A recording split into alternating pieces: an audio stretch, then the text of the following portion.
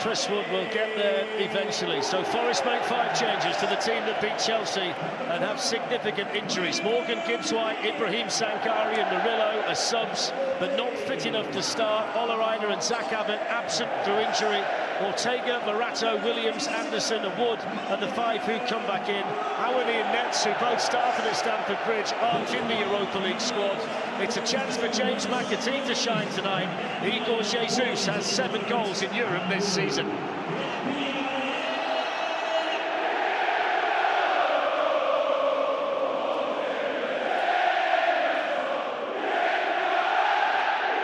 Well, this is the perfect setting for a big semi-final, a place that used to host FA Cup semis all the time. There's an old school feel to it tonight.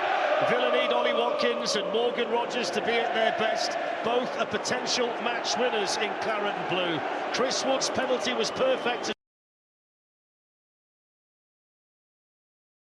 Martinez.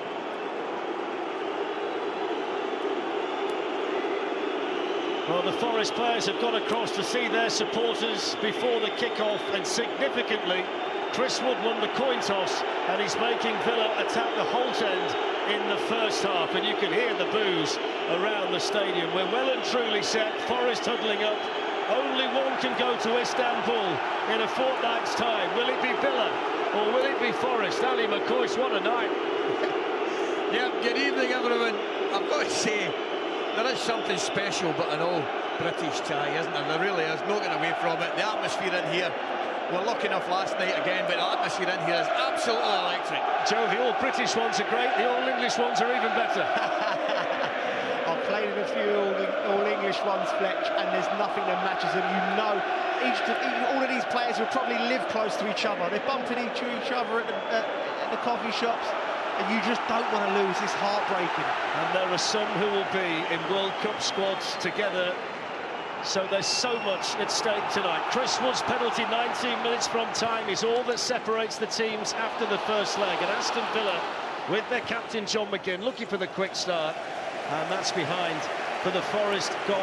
Teams that play home games less than 50 miles apart are both bidding to reach a European final for the first time, Ali, in more than 4 decades. Everything to play for. I mean, both sides are on the verge of having a fantastic season. They really are. If they get to the final of this tournament in Istanbul, win it, then obviously Aston Villa qualify for the Champions League. Forest could be the exact same. It could be a brilliant season. Morato, who can launch it forward towards Chris Wood. How do the respective teams approach the game? We'll get to that in a second, as Milenkovic has some defending to do here against Watkins, and Nico Williams quickly on the scene on that side. Joe, take it from a Villa perspective, because they know they've got to score, but they can't rush it tonight. Well, listen, they're coming into the game low on confidence, Fletch. You know, the form's dropped for that man there, and you picture Unai Emery. They need to start well. I know we say it every week, but it's so crucial on nights like these. You can't, and they've played forward, they've got the ball forward. It's crucial. I think the managers picked the team with a 120-minute game in mind. Ali, do Forest go for a second goal, and they protect what they've got? They've got to. There's no way they can protect, in my opinion, what they've got. Yes, I'd be delighted to have the Chris Wood penalty lead, of course, but if they sit back and let Villa attack them all night, they're asking for trouble. That can't happen. It's the first opportunity for Igor Jesus, and then Omari Hutchinson. Dominguez was in there, so was Buendia, who scored that late consolation goal here against Tottenham in the Premier League on Sunday. Big night for Matty Cash, former Forest player, former Player of the Year when he was there. And he's got this right-back role that he's made his own here at Villa Park. I think the Lindelof position is fascinating, Ali. It surprised me. I've got to say, it has surprised me. But who's to argue Unai Emery with his record in this competition in particular? Yeah, I mean, Ali, he's played that. He hasn't. I think it's 3 times he's played it off the bench and holding midfield. It's a massive call from the manager. It's such an important part of the pitch, particularly in a game like this. Chris Wood challenged there by Pau Torres and cleared away by Cash. Milenkovic will jump here with Ollie Watkins. But Jai Acuna, who's a centre-back, is having to play as a right-back tonight because both Zach Abbott and Olerainer are out injured, so he's out of position as well. He might be the biggest right-back in world football, Coisty, by the way. He's certainly a unit. Well, what an atmosphere. It's absolutely bouncing and crackling inside Villa Park tonight. Claret and blue everywhere you look, apart from the Forest section, who've been trying to hold their own against this very vociferous Aston Villa support.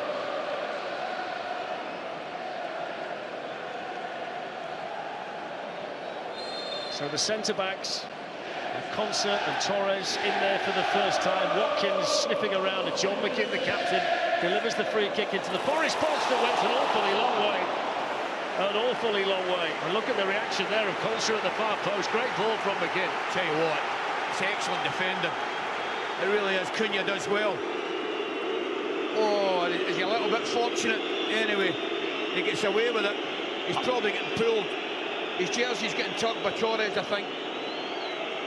I think he gets away with it, Questy, there. Yeah. He puts himself in the right position. Stefan Ortega in goal in the Europa League. Matt Selsey started at Stamford Bridge on the bench. See, straight away, that's an interesting one. Where Lindelof is playing, guys. See if they do force Forest to go long. Lindelof, I would imagine, would just drop off there and challenge Wood, and it lets the two centre-backs stay free. I would imagine the manager's thinking will be Big Wood and Jesus up front. He's going to have a very big job dropping in and winning that physical battle. He's looked comfortable early on the ball. Yeah.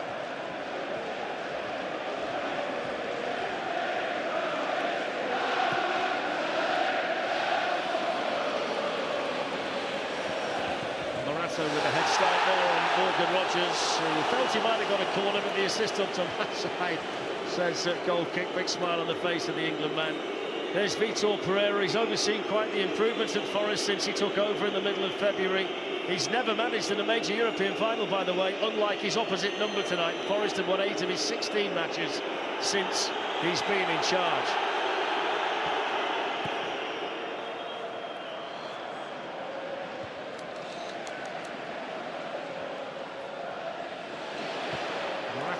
With the Forest clearance, and they're taken down under no real pressure by Conser. Lindelof then can't find a teammate. Hutchinson's got it now.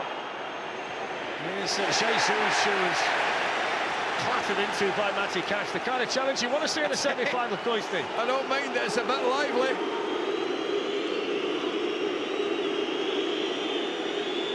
When Diaz come back here to help out Luca Dean. And Hutchinson's speed gets him the other side, and then he seemed to get a bit of a nudge, and that's going to be a Forest throwing down this side. That's good play from Hutchinson. Yeah, he just got around the blind side with a full-back, didn't he? Caught him unawares. Yeah, it's a winger early on to beat your man for pace as well. It's big psychologically.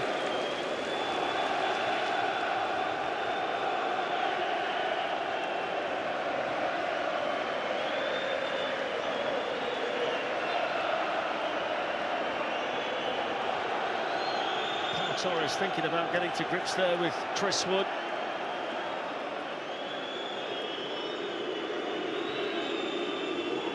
Jair Cunha, Amari Hutchinson. That's through to Emi Martinez. The last time Villa were in a final, they won the European Cup under Tony Barton with a goal from a former Forest player in Peter With. Forest played in their last European final 2 years prior to that. Under Brian Clough, Forest had a 2-0 lead heading into the second leg of the last European semi-final in 1984, but went out controversially to Anderlecht. And Villa ended up losing both legs in the last 4 of the Conference League to Olympiacos 2 seasons ago, so both of them are hoping for a different outcome tonight. Villa unbeaten in 10 games here at Villa Park against Forest. They've won 7 and drawn 3. They've won the last 4 here between the sides. The last time Forest won here was in 1994, although, of course, a draw is enough for them this evening, Alan. Yeah, but they won't be settling for that, like I mentioned earlier, Darren. I've got to go for it. I just think the nature of the game, the semi-final, I think the atmosphere, everything, will generate an attack-minded game.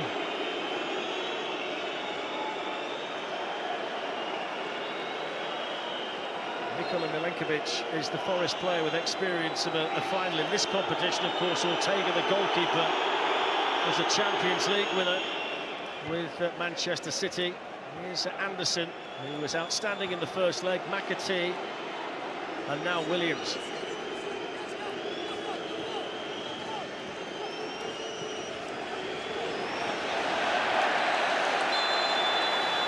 That's going to be given Forest way. He wasn't going to give it, you know. I think it might be his pal on the touchline that gave it. How significant is this tonight? Forest have got the better form. Their win at Chelsea on Monday made it 5 wins in a row and 10 unbeaten. Villa have lost 3 games in a row, the first time they've done that all season. Does it matter on a big night like this, or do you forget about that? I think you forget about it, and you'd have to say, yes, momentum clearly, you would suggest, is with Forest. But the way Villa played the other night, I would suggest to you that they're eye on tonight. How concerning from the Forest perspective, Joe, there's no Gibbs-White, Murillo or Sankari out there starting? I think that's big, Fletch, particularly Gibbs-White. The form has been in recent weeks. That's a good pass by McAtee. Hutchinson's got the pace to get there ahead of Luca Dean and hit the shot, and that was curling. And that wasn't a million miles away. It's absolutely terrific. Reminiscent of Lisa, the ball from McAtee's beautiful, inch perfect. Look at that. You can see exactly what he wants to do. He's on his left foot, and it just curls a fraction too late. He just shapes it just a half a foot wide. Look at the curl on that. That would have silenced Villa Park. That nestled. That's the kind of pass early in the match that's going to give McAtee, who's got a big job tonight, filling in for Morgan Gibbs-White. That's going to give him early confidence. He sees it, doesn't he? And he goes towards Wood in the middle. Pau Torres with a vital piece of defending. Okay, that's a great ball as well.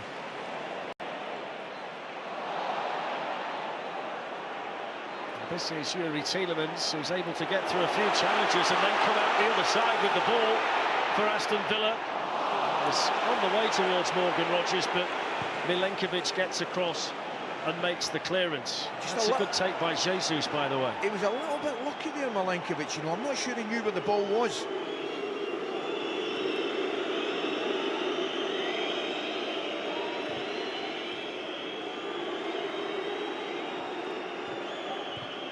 McAtee's finding space here, Fletch. He's probed with a couple of balls off his left foot. Lindelof's going to have to keep an eye. He's close to him at the moment. Too much space. Nico Dominguez, who's got the Sangari role in the Forest team. Cunha is playing in place of the injured Aina. Forest need this fella to have a big night tonight, don't they, Anderson? Little flick by Jesus, but Luca Dean there for Aston Villa. On by Buendia to Tielemans and then back again. Claret and blue shirts flooding forward. Ollie Watkins gets away from Milenkovic. Now, can he find someone in the middle? He can't, because he's hit by Cunha. But the whole 10 rises because Villa have got a corner. Brilliant from Watkins. Milenkovic just a little too eager. He should just have kept him goal side.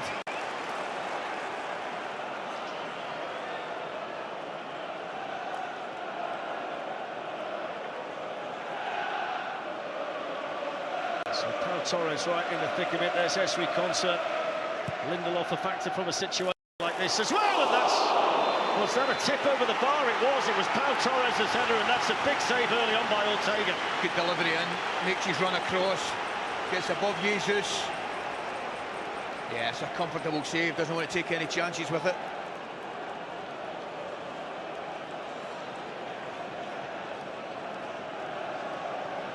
Pau Torres hasn't scored yet for Aston Villa this season. Won the Europa League, though, 5 years ago with Unai Emery at Villarreal. Then it goes from McGinn. Torres was the target again, and that's a Forest head. Jesus to put it behind for a third successive Aston Villa corner.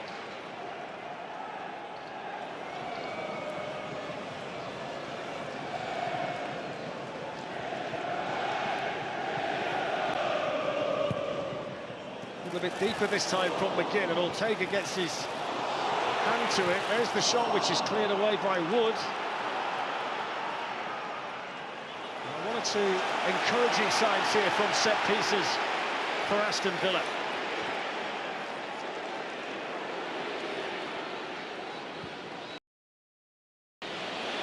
McGinn takes on McAtee. Good cross, good header as well. Oh, it was a better header. It was a very good cross, but it was a better Header. In it goes once more, and this time Ortega can see it behind. It was Morato, the Brazilian, right in the middle of the crowd, who flicked that away. I think it was a great header. McGinn fancies it down the outside. McAtee doesn't he? Puts in a brilliant cross. What a touch. And Concha was waiting on it, wasn't he?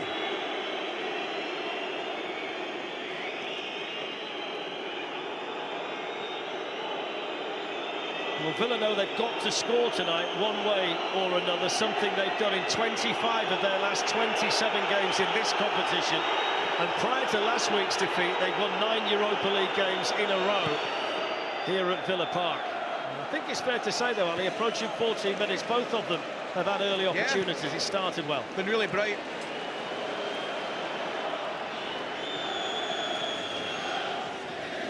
So Hutchinson and now Cunha.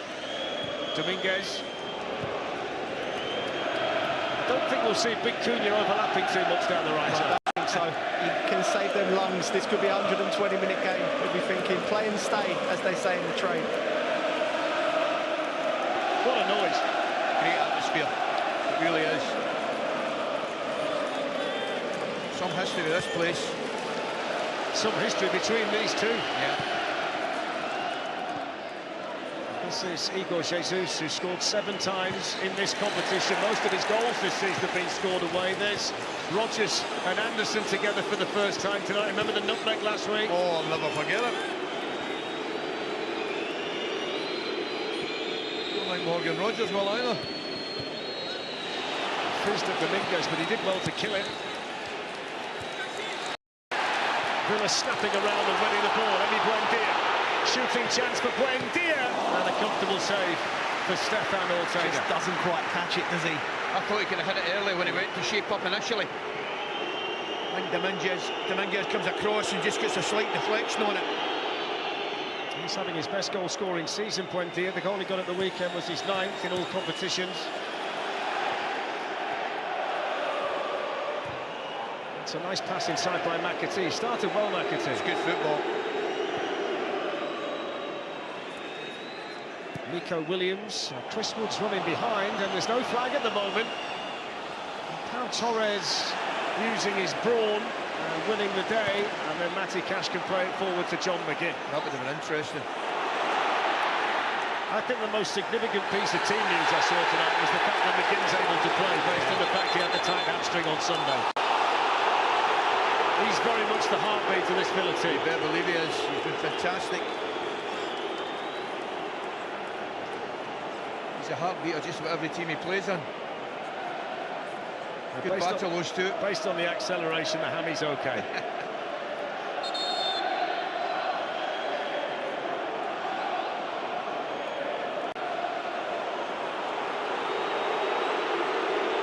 Well, something's been said over there. Is it Tyrone Mings?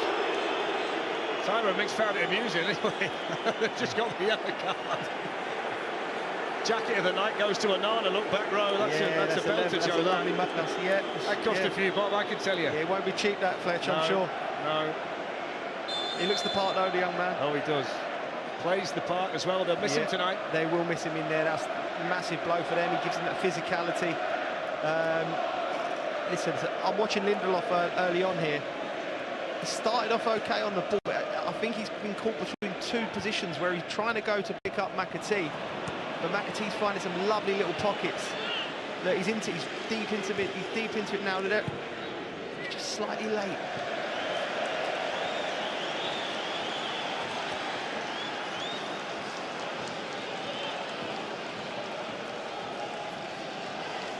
It's only the 23rd time he's played for Forest this season, McAtee. The 10th game he's played in this competition. We saw him have an outstanding match against Ferencvaros. Yeah. I watched him in the 21s, Fletch. He's technically outstanding. He's come to Forest for games. It's not quite happened for him as much as he would have liked. He could make himself a hero tonight. And sometimes it takes a game like this to really kickstart your career. Big opportunity for him. One thing we can guarantee is that somebody on one of these teams is going to be the hero tonight. What a touch from McGinn that was. That's a yellow. Yeah, he's getting a booking, Morato. Morgan Rodgers is fouled. First booking tonight on the pitch. Oh, over the ball round the corner. There you go. Lovely. Just takes him out. Straightforward decision for the referee right in front of him. Late, that touch there just takes it away. He's in tonight because there's no Murillo is on the bench, but I think it's highly unlikely that we'd see him.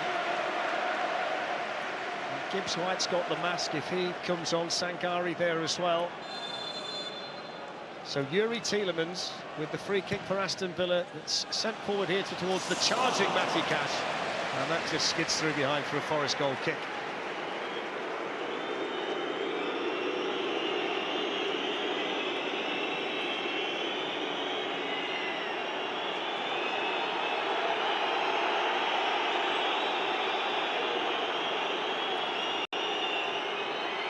The damage to the face of Morgan Gibbs White. That's why he's not out there from the start. Two black eyes. He's got a big zigzag cut down the forehead as well. It was a fearsome collision with Sanchez. You know, something that really was, you know.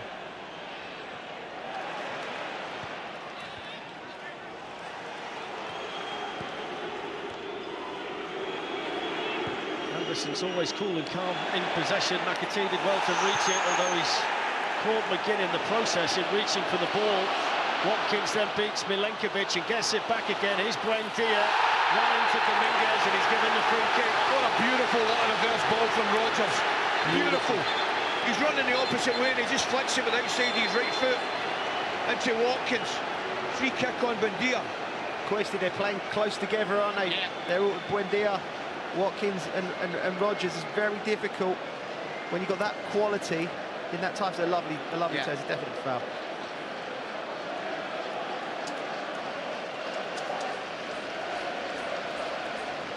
What a say, they're playing some nice football at the moment, Aston Villa. Oh, both of them are, actually. Is this the perfect position, Joe, to take a pop at goal? Is it the right distance? If you've got a left peg, and they've got a few players out there who will fancy this is a left footer. It's important Ortega puts his ball in the right position. You'd suspect the best left foot down there is Luca Dean. Yeah, I played with him at Lille. He made his debut with me. Wonderful player. Yeah. Really talented. And I know he can do this. So Buendia is there as well. Luca Dean looking on with his hands on his hips. Ortega's organised the wall, but there's an Aston Villa presence around there as well, just to try and obscure the view of the Nottingham Forest goalkeeper at the Holt end of Villa Park. Big moment this in the second leg of this semi-final. Buendia, and the wall did its job. So they didn't go for the left footer, as you suggested. They didn't. Luca Digne does not look happy. He struck it well.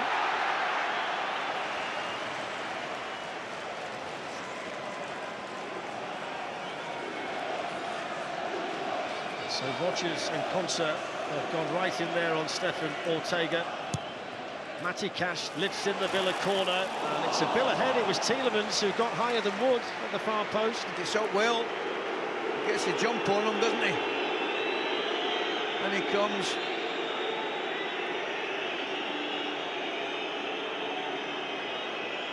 Forest just trying to slow the game down, as you'd think they would. I mean, Villa would do the same in the circumstances if things were the other way round. Forest have won a semi-final here before. They won the FA Cup semi-final here in 1991 against West Ham, if you remember. And this run that they're on at the moment, the unbeaten run of 10 matches, is their longest for more than 10 years. So it just shows how well they've been playing in recent weeks. Oh, and the new coach has been fabulous, hasn't he? Let's be honest.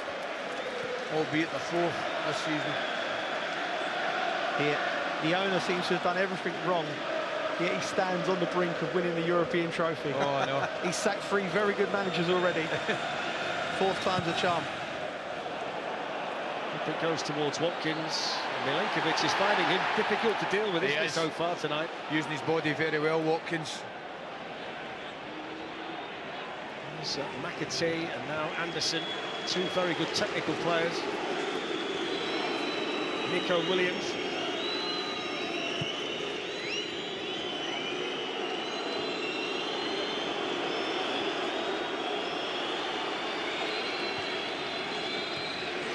Williams has gone into a more central position, but he's been dispossessed there by Tielemans. On it went to Rodgers.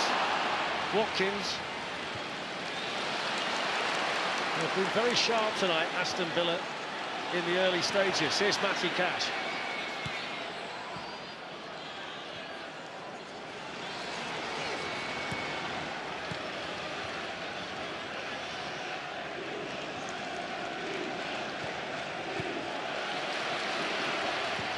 Delivers the ball into the Forest box towards Watkins. That's a big header away by Milenkovic.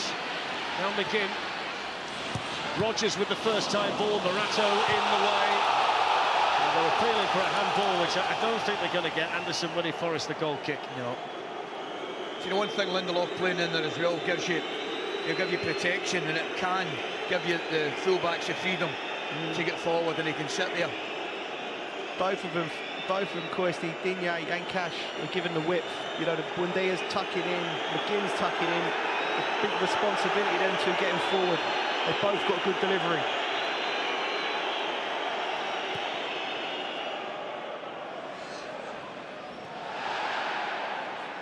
Torres dealing with that. So Esri Konsa. Now Matty Cash. Touch of Watkins only finds Cunha.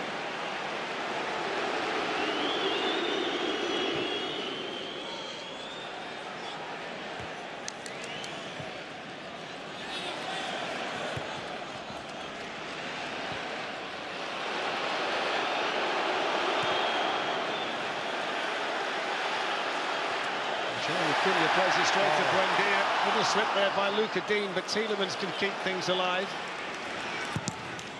That's deflected off Cunha behind for the corner. Great pressure from Buendia. It really is. Forces the error. Well, you would say, Joe, this is exactly the kind of start we expected from Aston Villa, and exactly the kind of start that Emery would have wanted, minus the goal. Yeah, they've started on the front foot. Good turnovers, good quality. A goal would really blow the roof off this place right now. Holt end in full voice. Corner taken by Matty Cash. Header won by Nikola Milenkovic, and then by Ollie Watkins, and that's comfortable for Ortega. He's got a bang in the process there, Watkins.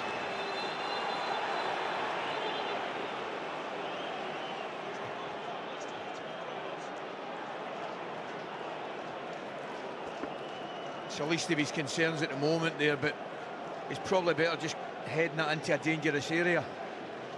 So Liverpool-Chelsea on Saturday in the Premier League at 11 o'clock, TNT Sports 1. That's on HBO Max as well. And don't forget, we've got the Adobe Women's FA Cup, the semis. Liverpool-Brighton Sunday 11:45, and Chelsea-Manchester City Sunday 2:45, and both of them on TNT Sports 1. So Morato down for Forest and Watkins down here for Aston Villa.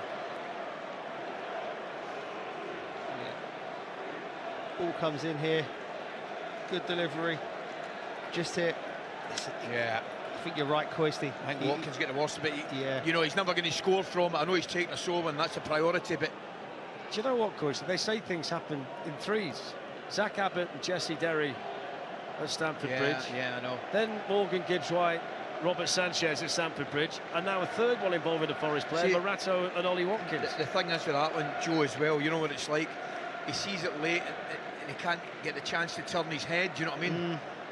Sometimes if you see it coming, you can turn your head a little bit and yeah, I stayed out of all that. I stayed out of all that nonsense, Koisty. I was the one putting it in the box, leaving it down to you lot to put your heads in places you don't want to put them. It's a wonderful stadium for a big night, Villa Park. There have been plenty of them down the years. This one's absolutely gigantic for the pair of them, Ali. I've got a question for you. Yes. Watkins makes that header. Is it a free kick? Well, it's in the box. So it'd have to be a penalty, wouldn't it? Well, that's the question I'm asking. Well, what do you think? I mean, listen, I'm not here for these answers. You are.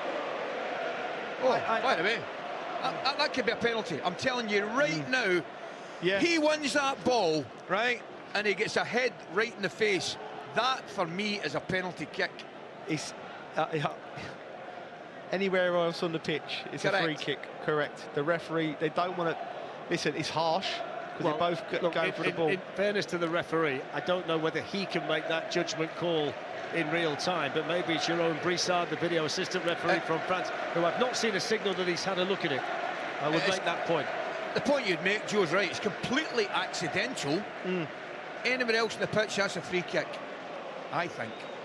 Well, you can see the damage to Ollie Watkins, so he's being patched up here by the Aston Villa medical team. Quite a few links between the clubs. Ron Atkinson and Martin O'Neill have managed both of them. The likes of Steve Hodge, Steve Stone, Stan Collymore, Dean Saunders have played for both of them. There are more. That's not the only group. And of course, it goes all the way back to 1880. I think it's almost 150 matches that the teams have played against each other. And the fact they've got so much proximity, East Midlands against West Midlands. The Villa fans didn't have to go very far last week. The Forest fans have had a relatively straightforward trip, although Spaghetti Junction was a nightmare earlier. I'll tell you that. At least there's no Spaghetti Junction in Nottingham, but Spaghetti Junction was absolutely long jump. But in theory, it's not very far. I've had enough of you lot talking about the North Cirque in Brentford a couple of weeks ago. People start thinking it's a traffic update. Good lad. Well, he travels everywhere. He used to live in Germany, you know, and travel from Germany to Nottingham to watch every match. His name's Ebby. He now lives in Nottingham, but I mean, he's been following them since the early 1990s. Never misses a game, and I think he's got a badge for every match he's been to. Look, good on him. Always here, always at the Forest matches.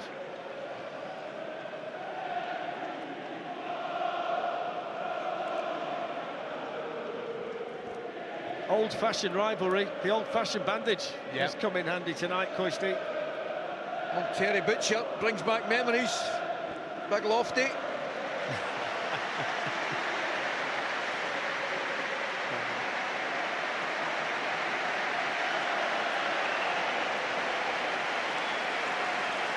You must have had a few of them in Ali in the time. Yeah, particularly you don't see them coming. Yeah. They're the ones. Few stitches up there that the hair's just about hanging on to the cover, and at the moment, Joe. So both players, I'm pleased to say, are back on, even if Ollie Watkins is the worse for wear after that coming together with Morato.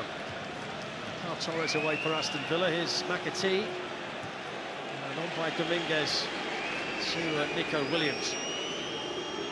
That's added about 5 minutes onto the first half. That was about the length of the stoppage, so just bear that in mind when you're looking at the clock. The main thing, as you correctly say, Dan, they're both up and seem to be okay. The most important thing.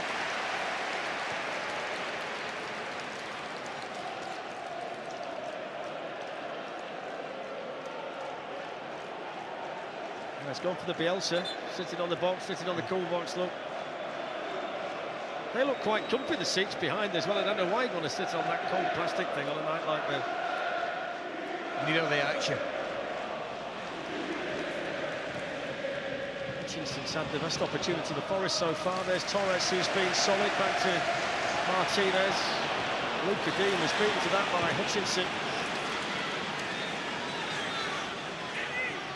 I did make the point that Cunha might not overlap too much, but based on the fact he's Brazilian from Botafogo, he might fancy that role tonight.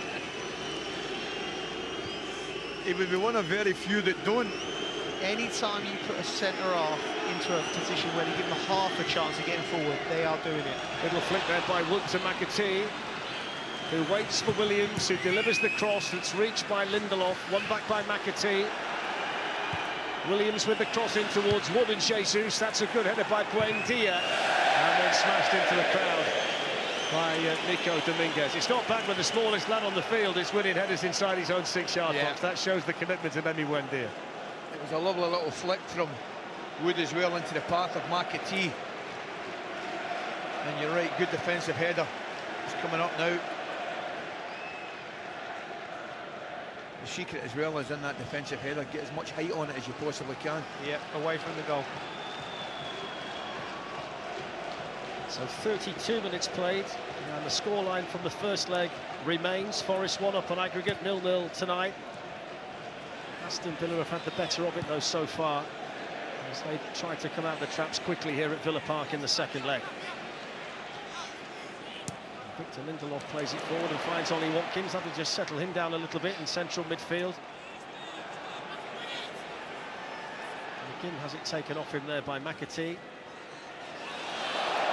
That's an Aston Villa throw-in.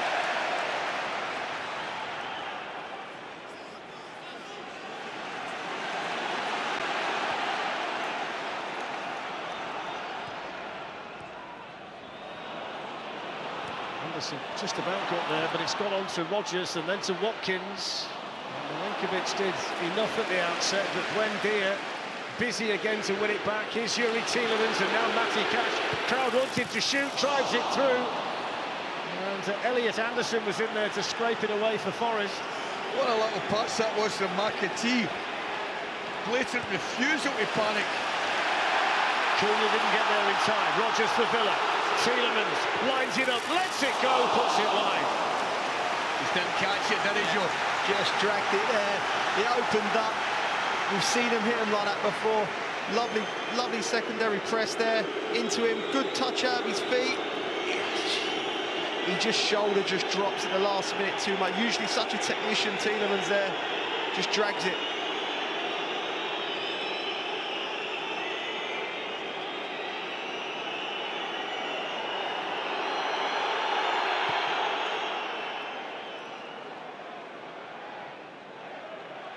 Chris Wood challenged by Pau Torres. It's back to the goalkeeper by Lindelof. If there is a talisman for Aston Villa in terms of winning things, it's got to be the goalkeeper. I mean, he's won 2 Copa Americas, a World Cup. I mean, everything he plays in at international level, certainly he wins, doesn't he, Martina?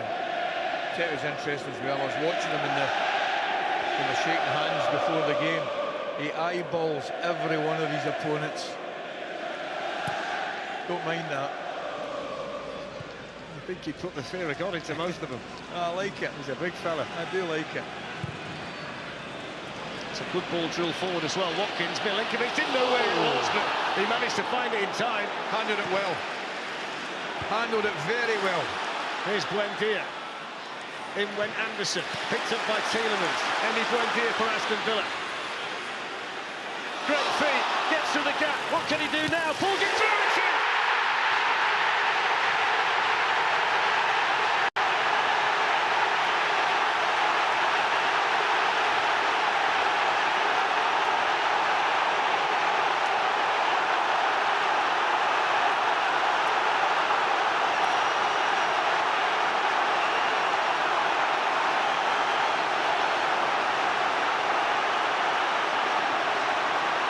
First blood to Aston Villa in the second leg. It's Ollie Watkins with a tap-in, but what about that magic from Emi Buendia? It's all about knowing your place here. Joe, on you go.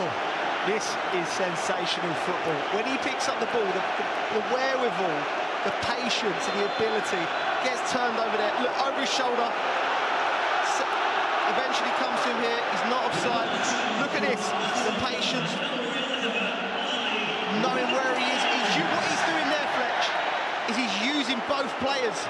He's sucking him in, right foot, left foot. Beautiful football. That is elite football. We're going to see it again.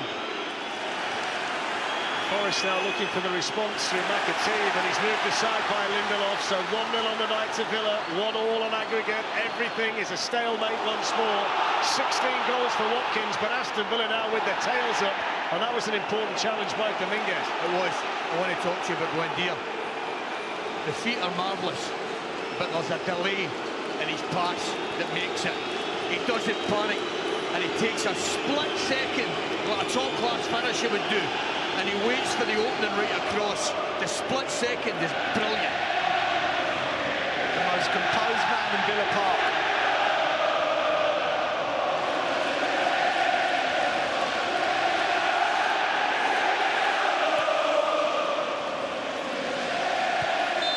Well, that's settled a few down in here. It's upset 1 or 2 as well, let me tell you. But this place is absolutely rocking. Here's the delay, Harry, that you're speaking of. Right. There, that's it. That's the delay. He goes to cross it, waits a split second. Brilliant. What a goal it is. Fabulous goal. Well, he's the master in this competition, Unai Emery. And the celebration from the Aston Villa supporters. And Vitor Pereira asking for the response from the Nottingham Forest players. Bandage, no problem. Cut on the head, I'll stick it in the back of the net of the whole 10. So 1-0 on the night to Aston Villa, 1-1. And it's so finely balanced, this Europa League semi-final. But Aston Villa on a charge. McGinn to Watkins, shooting, good save, Ortega. Rodgers puts it over the bar. Well, in fact, he didn't get over the bar, he's hooked it out for a throw-in. Not like him. Lack of composure from Rodgers, you wouldn't expect it, but what about the turn from McGinn? Releasing the pass to Watkins. Good save, one he should make. What do you do now from the Forest perspective? Because they're running wild at the moment. Slow it down. You have to slow it down if you possibly can. Take your time, take your sting out of the game. Look at that turn. And he comes back across, the run across, Milinkovic there. That touch. Oh, great football. McGinn's been brilliant. He just knits everything together, whether you play him off the left, through the middle. There seems to be an issue defensively for Forest at the moment. They can't find Buendia, they can't find Rodgers. Watkins is causing Milinkovic a lot of problems when they're 1v1. Do you know what there is? I think there's a lack of protection in front of the two centre-backs. That's the problem. And therein lies the issue of having Sangare on the bench. Listen, you've got two centre-forwards. It's bold from Pereira. He's gone, we're going to try and pin him back, but they look empty in midfield. Elliot Anderson's had to do too much work. And ultimately, when it goes up like then to Wood and Jesus, it's not sticking. So at half-time, he's got a big decision to make. He may need to change the shape. Well, there's still a bit of time because we've got about 5 minutes at least to add on, so there's a lot more to go. It's the Villa Park choir you can hear. And the toast of the second city is the England striker, Ollie Watkins.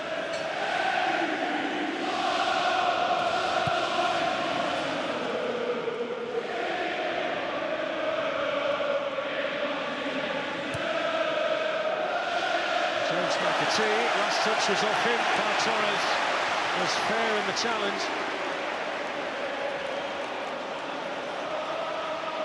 Plenty to ponder and plenty to write down for the Forest coach, Vitor Pereira. One thing I would make a point of mentioning, I'm not sure this is the same team or the same club that played against Spurs the other week, is it? Incredible, isn't it? That's what frustrates fans up and down the country. Oh, you better believe it. Off goes Hutchinson down this side. Now he chops back inside of Torres. And despite the slip, he's managed to get back into a position there. He did well.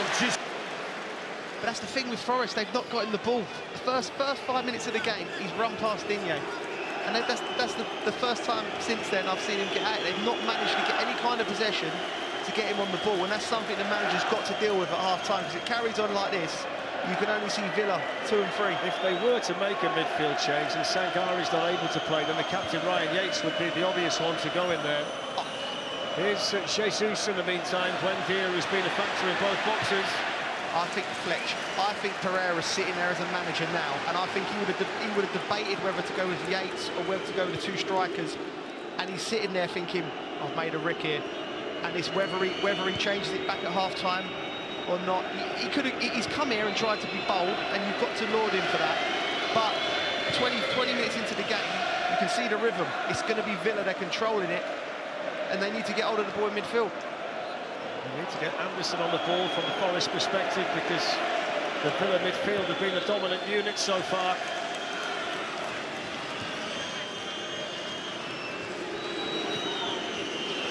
Dominguez. Anderson. Now Hutchinson.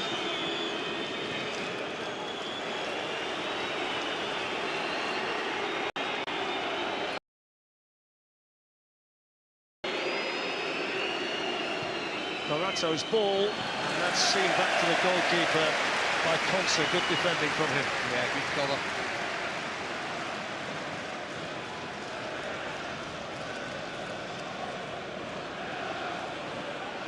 So Ollie Watkins becomes the first player to score in a European semi-final for them since Moussa Diaby in the Conference League a couple of seasons ago. The goal actually makes Aston Villa the leading scorers in the competition this season. They were tied with Forest on 24 coming into tonight's second leg. That's calm and composed under pressure from Torres. I tell you, it's better than that. Excellent. Look at the room for Cash, who loves to raid forward down the Villa right. Here's McGinn.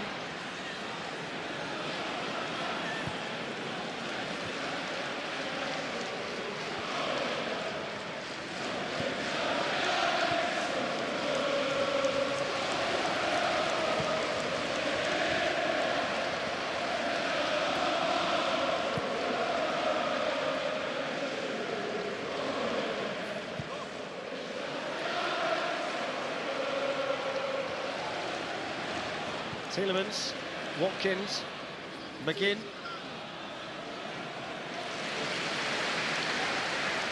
You look at the setup now, and Villa with McGinn in there, Buendia in there, Tielemans in there, Lindelof. The Forest midfield cannot get closer. Look, Wood and Jesus are trying, but it's not what they're good at. You know, and he must be fuming with himself, Pereira. Of course, they'll miss that work rate of Gibbs White as well. Ali, who wears number 10, but he plays a multitude of roles in this Forest team. I played in midfield, and when you've got numbers up and you're on the ball like Tielemans now, you feel like you're invincible. The balls are coming into you, they're going from left to right, they're keeping on the possession. Excellent again from McGinn. Foul conceded by McAtee.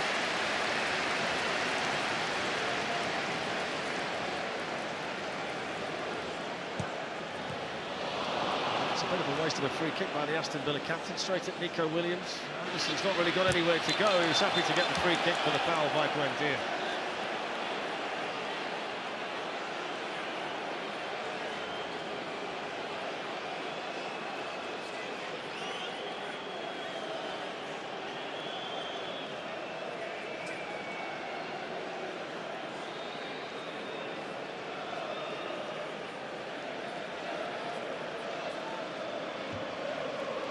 Let's have a look at the goal again. I just love the pause. I mean, the feet, fantastic. There it goes there, bang, stops it. Oh, I love the pause, I love the pause. I've got to say, Colin, that could have been you. That could have been you. It was superb, wasn't it? You have to take your hat off to that man there, because he was in the doldrums at this club for a long, long time, came for a lot of money. And he, like you said, he's had his best goal scoring season. So there's only 4 minutes added on, and we kind of counted at least 5. For the stoppage, plus there's been a goal, so maybe Aston Villa can feel aggrieved that they've not got a little bit more time than has been given to them. They've just been sharper, they really have, all over the pitch. I know they started OK for us, but the last half hour or so, they've been first at everything, Villa.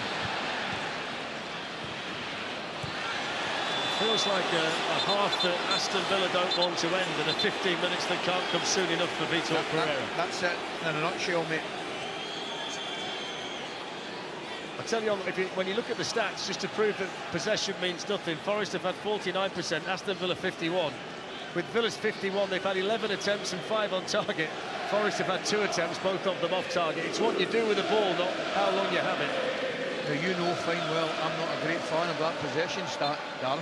And as you notice, I'm coming to your side as the longer the weeks go on.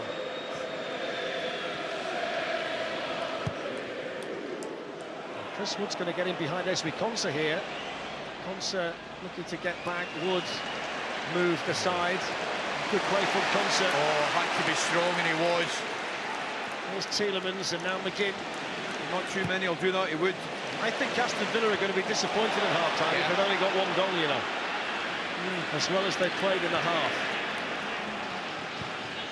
Tielemans on to Buendia. Intercepted there by Anderson, and then Dominguez, but it's given straight back to Villa. Watkins had tracked all the way. Their work rate's been incredible. Look at the numbers in the centre of the park for Villa. I think Buendia's enjoying himself. Yeah. It's as good as I've seen him in a while.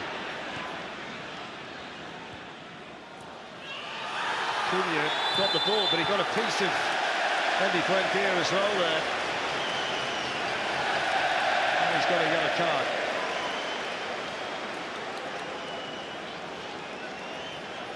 Quick feet there again, isn't it? So just to compound the Forest issue, they've now got 2 of the back 4 on bookings, Morato and Cunha.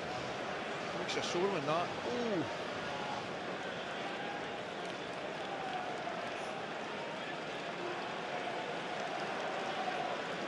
It's a big game for him. He's only 20.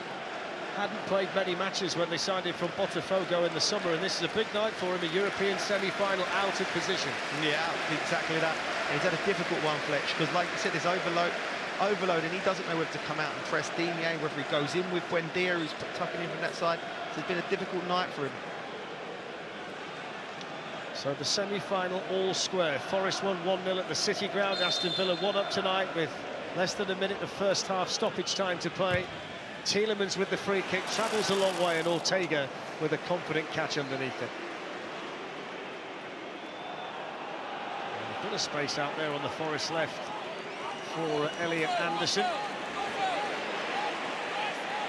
He's trying to nutmeg Morgan Rogers again. He just seems to try that little quick alley, didn't he?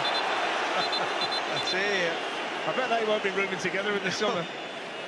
That's a lovely battle. I mean, Villa have clearly been very good with the ball, but even without it, look at them. Great closing. Free kick, yes, but great closing. So this is going to be the last attempt of the half, if there's time. Forest free kick. And Elliot Anderson is over it. They've sent Milenkovic forward and Morato.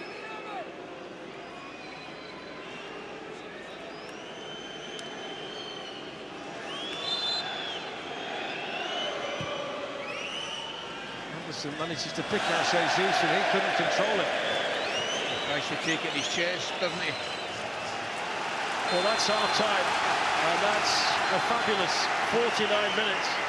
From an Aston Villa perspective, Ollie Watkins with a wide smile, but a slice on his head, the bandage protecting that, but he's got himself a semi-final goal tonight. Holt end tap-in after some brilliant play from Buendia.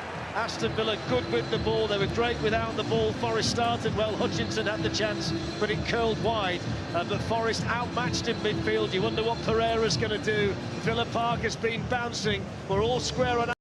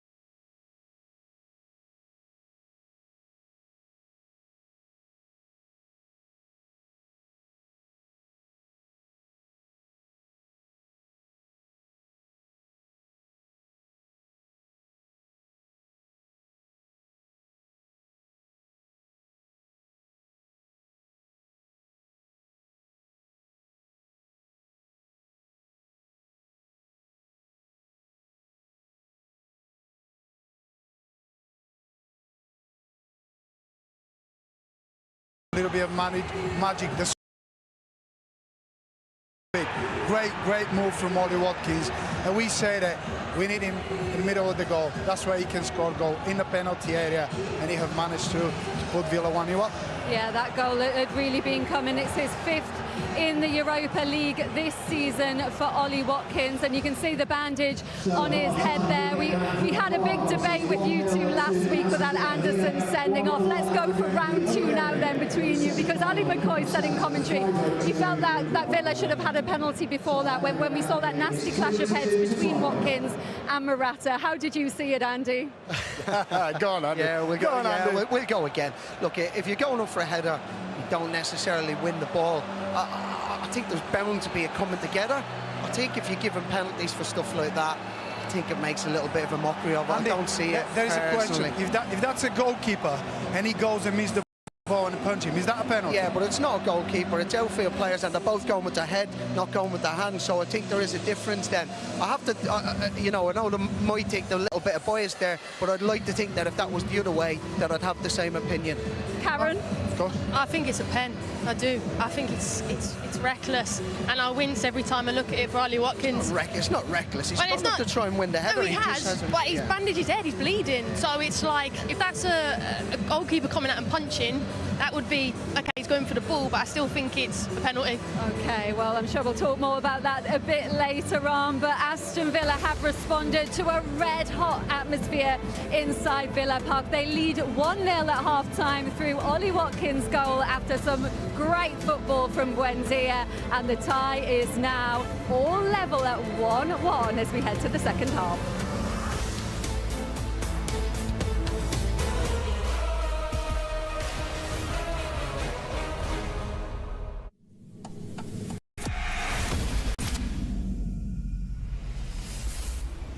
TNT Sports.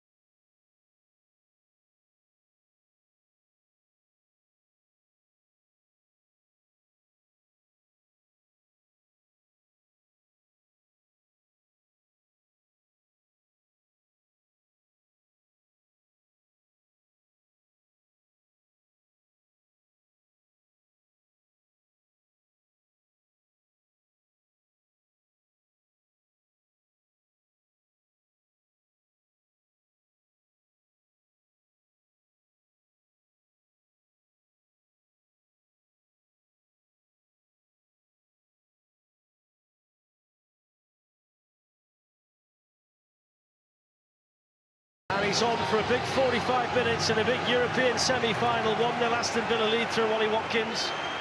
1-1 on aggregate after Chris Wood had scored the penalty in the first leg. Happy with the change, Joe? You were calling for it. Happy with the change. It's a big night for Ryan Yates, like you said, club captain Fletch. This will mean so much to him, but they have to thicken up that midfield. McAtee wasn't. He was finding himself in that half position.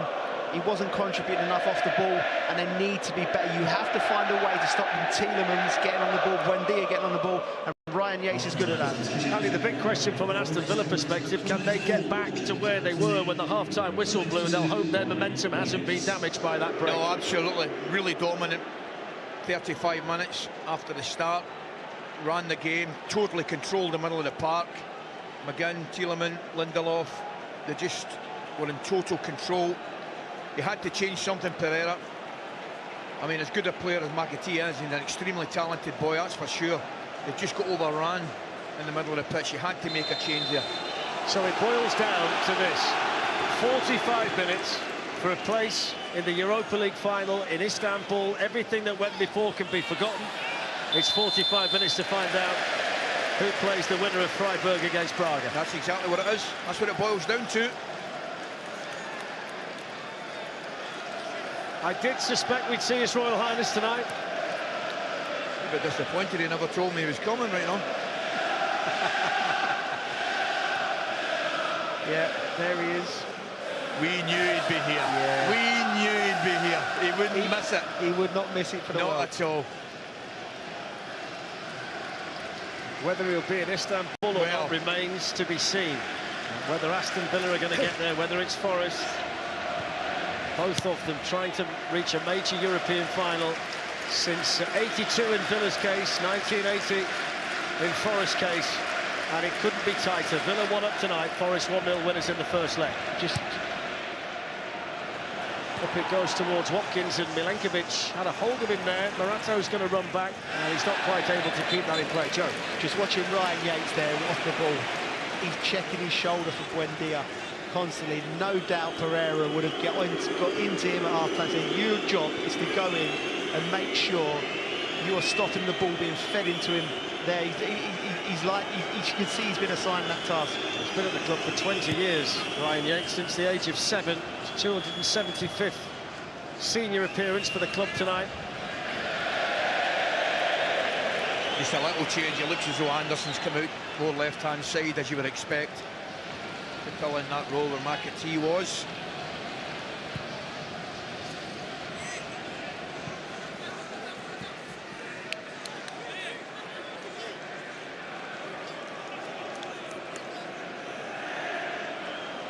The only thing you would say, looking at Forest, a little bit of an imbalance on the left-hand side. I mentioned there, obviously Hutchison gives him width on the right-hand side. He looks calm enough, doesn't he, Pereira? Unai Emery trying to reach the final of this competition for the 6th time. That's nicely taken by Cash. Intercepted in there by Nico Dominguez.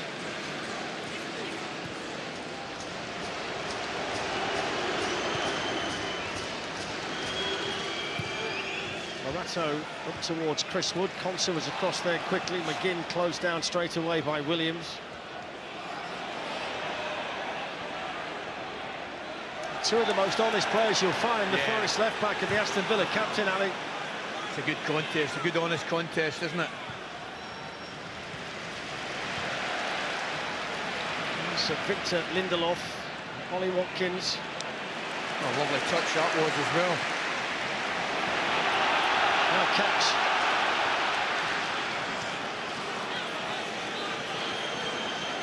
John McGinn. It's an interesting ball that went right the way through as Morgan Rogers threw a leg out at it. Tell you, a brilliant ball. I'm not sure they were expecting it early. Cash makes a run forward outside him. Lovely ball in, isn't it? Just a little bit behind Rogers, I think.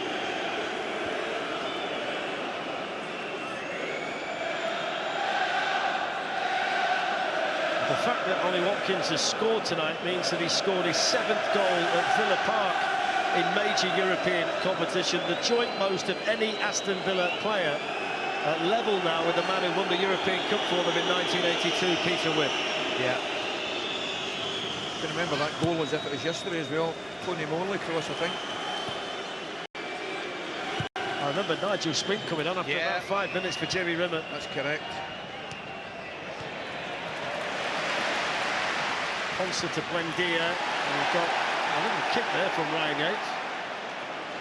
Might not be the last. Yeah, Yates on Buendia.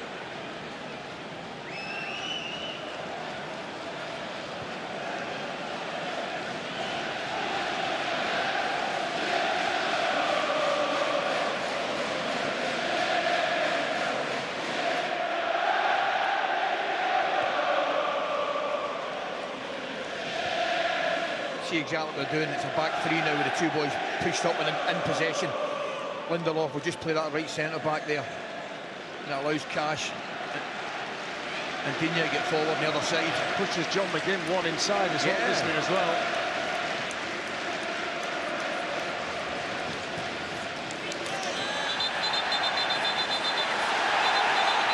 Yates is out there to mix it up. That's what he likes to do. Well, bit of aggression that Forest didn't have in the first half. They need to do something. Graham Souness was the best in the planet at it. Whatever the game needed, he could provide. Sometimes it's a spark. Sometimes you're not playing well, and you can change things around tactically as much as you can. And sometimes it's as simple as that. Is that a good old-fashioned kick up the backside?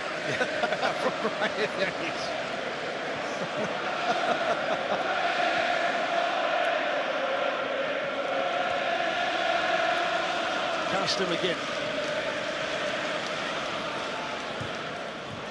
They've made a mockery tonight, Aston Villa, of the recent run that they've been on. Yeah. They look a totally transformed team.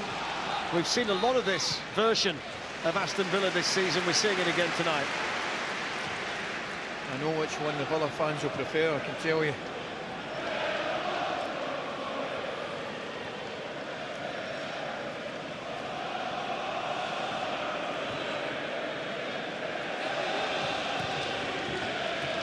Milinkovic stepping in, the slip by Buendia proved costly there for Aston Villa. Hutchinson. Haven't seen much of him in the game after that early shot, Joe, have we, Amari Hutchinson? No, you need to get him on the ball. Luca Digne's marshalled him well. It's come deep to get here in these type of positions that they need him further up the pitch. He's been given a free kick there. And the foul by Luca Dean and a yellow card for one of Forest coaching staff. Tell you what, he's got a turn of pace, the referee. Did you see it? He has. Sprinting across. Yeah. Didn't like that, did he? He'd get the Paris Saint-Germain front three, the ref.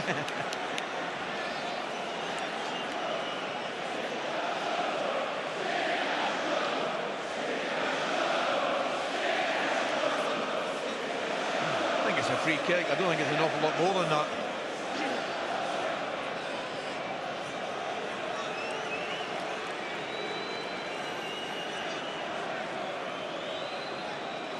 One or two behind Amari Hutchinson. Don't think he's as badly injured as he's making out.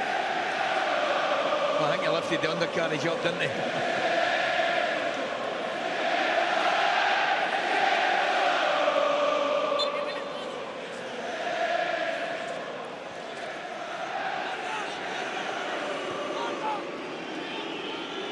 Of course, it could be the long game tonight. We've got to get a result one way or the other.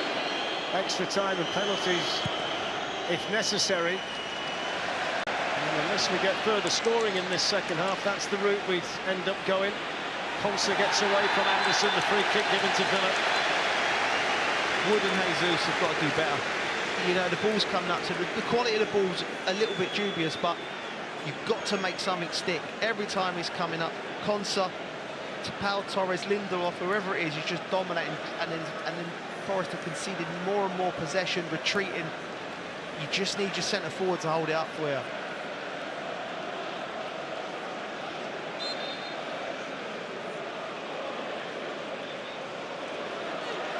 So Tielemans to take the Aston Villa free kick. Decides to bring Matty Cash into things. John McGinn.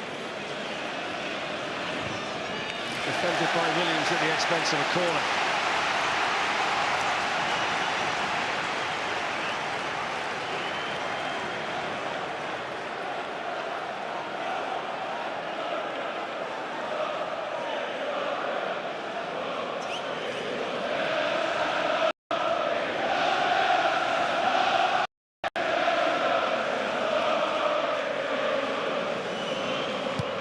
Short to Buendia, Matty Cash. Tielemans looking to try and float one to Buendia, who pulls it square. Torres has gone over, is that a penalty? Milinkovic was all over it. He was. Here's McGinn with the shot, that's into the back of Cunha. I think Torres thinks he get pulled. His jersey. I wonder.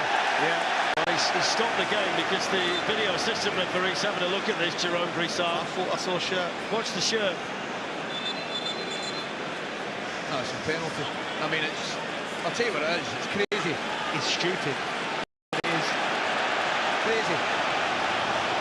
Well, it's gone from white to yellow on the screen, which means it's been escalated in the mind of the video assistant referee. And as Ali just said, there's absolutely no reason for Milinkovic to do that. Well, I'm trying to think what's going through his mind. Does he think he's going to get a strike with his left foot? I don't know.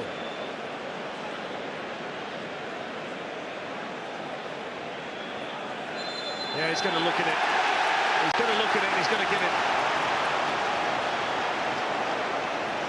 So Forest benefited from a VAR check at the City Ground last week that led to Chris Wood's penalty, and history may well repeat itself. And we said the same thing last week. There was no need for Luka Dean to raise his arm, and there's no need for Milinkovic to pull the shirt. He's pulling his jersey, man. I mean, what is he thinking about, Joe? Yeah. I don't know, Ali. He's away from goal. He's falling away. There's no way he can.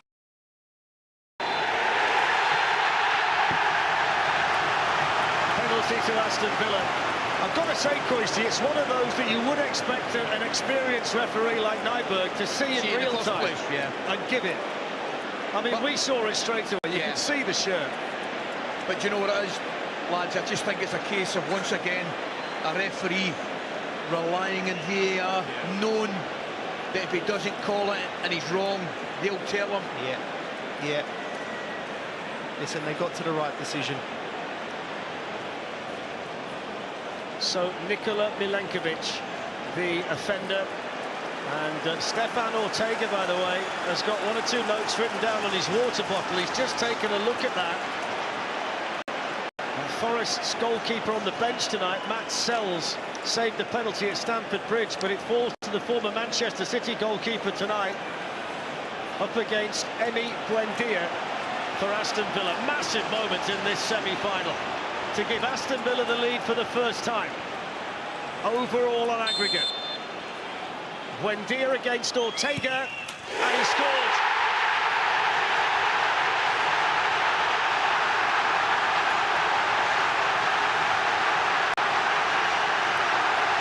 Aston Villa are dreaming of Istanbul, the celebrations from His Royal Highness, and look at everybody else inside Villa Park, because they get their noses in front on aggregate for the first time, and Nottingham Forest are in a big hole now. There's never any doubt. He knows exactly what he's doing. Not a long run up, bowling hard. Gives the goalkeeper not a lot of time to react. Goes the right way. Better saving it, Joe. We said in the first half he was the most composed man in Villa Park, and he was again there. Slotted it beautifully, and the roof has come off this place. And fair play to the kid, because he's been, like we said, he's been in the doldrums for many years at this club. He's in the forefront now. Okay. That's brilliant, isn't it? I think I just saw him utter the words, "Arise, Sir Emi." That's fantastic. Well, that makes a massive difference to the overall context of this Europa League semi-final second leg. And Nottingham Forest now have got to get their wits about them. Well, they certainly lost it there, didn't they? Yates towards Jesus. I've got to say, Torres has been imperious so far tonight. Wood applying the pressure, but Emi Martinez extremely calm under pressure. You're correct in everything you've said, but equally so is Joe. Forest got to get more from the front too. Must get more. Here's Anderson. Wood. Now Ryan Yates.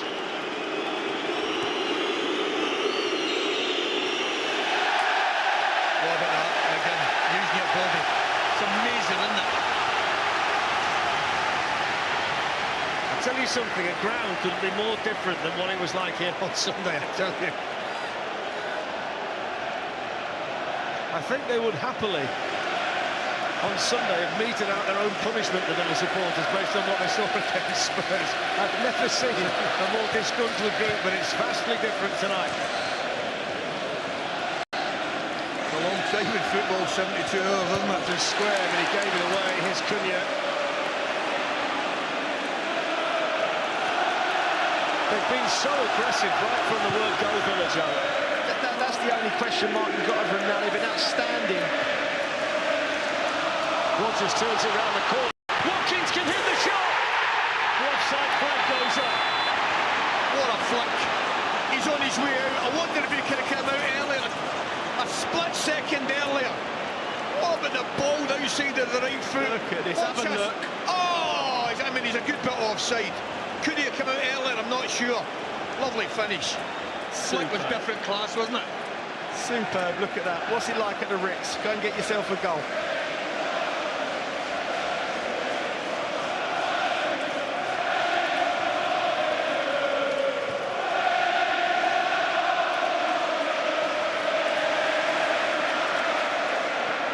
We're getting to the stage where we find out whether Morgan Gibbs-White can play any role tonight, because he's got to be under consideration at this stage if he can play at all. Well, listen, the fact of the matter is, if he's on the bench, he's got to fetch his boots. Well, it's pointless being on the bench if he's not for consideration.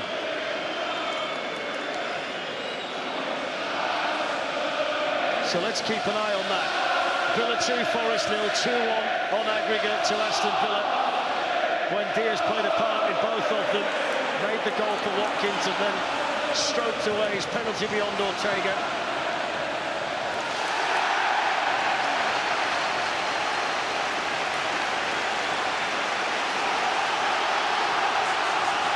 That's the biggest difference. I know we spoke about the midfield. Biggest difference in the game. The front twos. Definitely at this moment in time for me, Rodgers and Watkins are at a different level.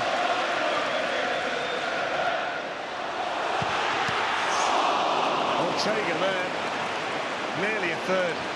Tell you, McGinn will be disappointed in that. He will be so disappointed in that, lads, because it comes to him, left foot. He just wants to keep it down. tried to guide it, Ali, didn't he? Yeah.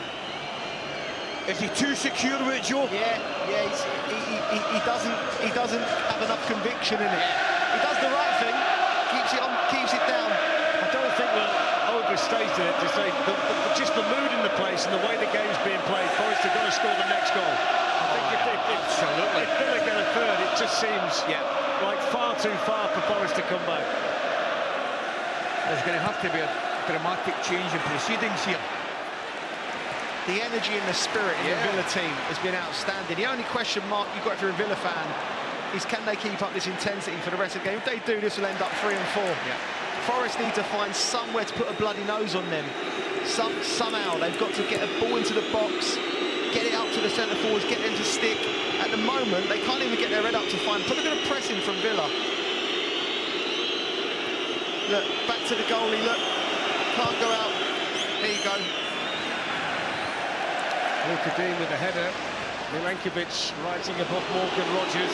Here's Anderson. Jesus. Plays it on now to Hutchinson. Chris Woods in the middle. Jesus in there as well. And Jesus gets his head to it, but couldn't get either the power or the direction. But we haven't seen a break like that from Forest in the second half to this point. Look, Woods raging, isn't he? He wanted the ball to come earlier from Hutchinson right across the face. He didn't get it. He's made his views crystal clear. You can tell by the looks on those Forest faces that they know they're right up against it here in this semi-final.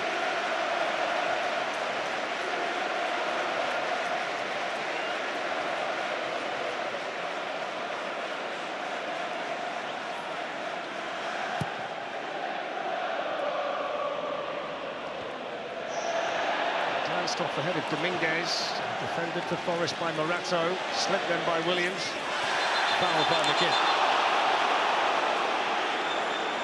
He's been everywhere. McGinn, he really has. He's just been running over players. What an engine! Pace early on, Questi, early on, he's run down the outside and put a wonderful ball in. He's been on second balls in midfield, tying it together. What a performance from him. He's got to do something, Pereira. He has to change it. Just before it's too late. I think the next goal could kill it.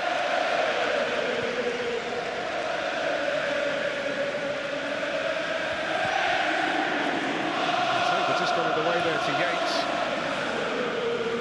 Look at the pressing. Do you know what, Joe? We saw something similar last night from PSG against Bayern Munich, and they were just so aggressive without the ball all the way through, weren't they? Got big performances all over the pitch, Ali, when they were closing the Bayern players down. Yeah. And it was when I say it was uncharacteristic of them, they don't normally need to do it. Every individual duel is being won by a player in claret and blue. Yeah. Off goes Rodgers, that's lovely from him. Hits the shot, down went Ortega. Such an elegant player, Morgan Rodgers. Beautiful, just walks on his left foot, doesn't he? Big man, come on. He's got to get hold of it, Joe, again.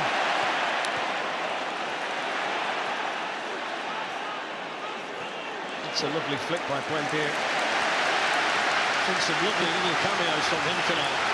If I'm a Nottingham Forest midfielder, the next time the ball comes out of play, you are screaming at Jesus to get hold of it, because you're getting a run around in midfield, and when it gets up there, it has to stick.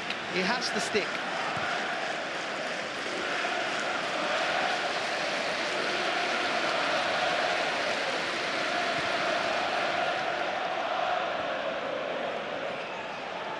Nato took one in the face. Referee's going to give Forest a free kick.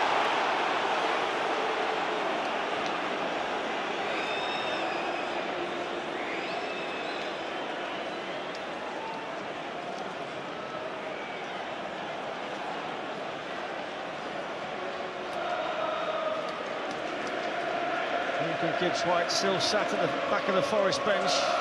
Discussions continue between Vitor Pereira and his coaching staff, but someone's being called back.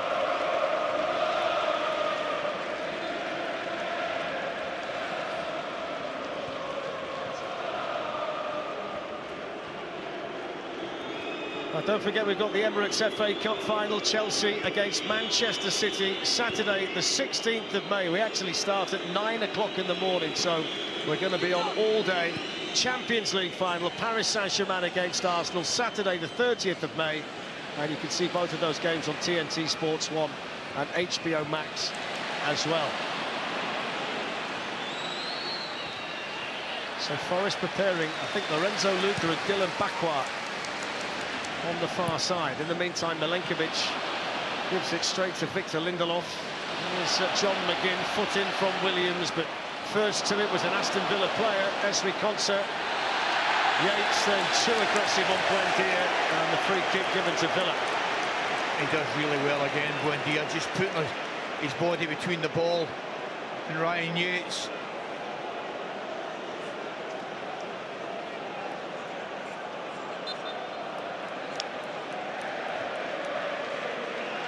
So there's Lorenzo Luca. You can see Taiwo Awoniyi just sat back down in the background. He scored a couple of goals at Stamford Bridge at the weekend, but he's not in the Europa League squad, so he's not available for Forest tonight. I'm sure that he'd be the preferred choice in the circumstances, based on how ineffective Luca's been since he arrived at the club on loan from Napoli. Yeah, absolutely. I mean, he was good at the weekend. He's lively. He's got a bit of speed about him. His intensity. Just looking at him now, he's been in this situation with the Nottingham Forest, and you're clutching at something. You're looking over at the bench, especially if you're the back 4 or 5, because you know something needs to change in front of you. So Pereira's got a decision to make. It'd be interesting what he could do. Listen, Yates hasn't been able to come into any kind of dent on Buendia. He's still picking up them pockets. So you maybe tweak it again, maybe go to a back 3 and push onto him, take a bit of risk. Do you know what they're as well doing, Joe?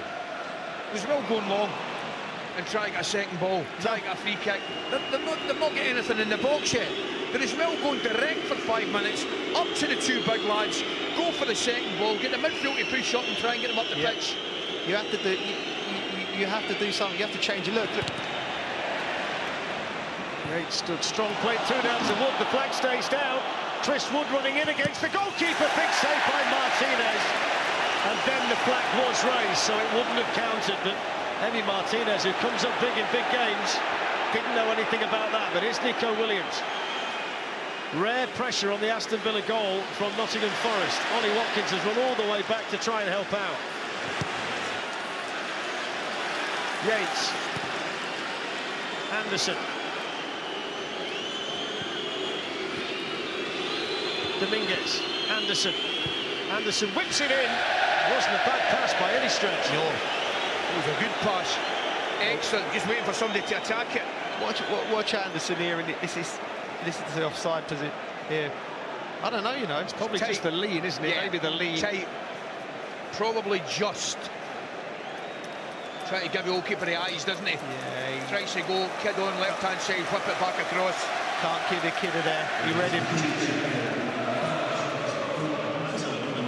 So Morato is off, and Wood is off.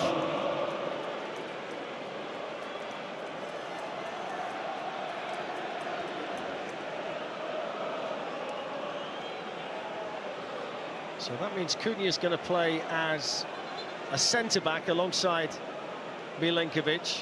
They're going to push Nico Williams from left-back to right-back. We're just waiting to see who's going to be the left-back. It looks at the moment like it might be Amari Hutchinson, well, so we'll just wait and see. Yeah. And it looks as though Dominguez is just going to sit in front there.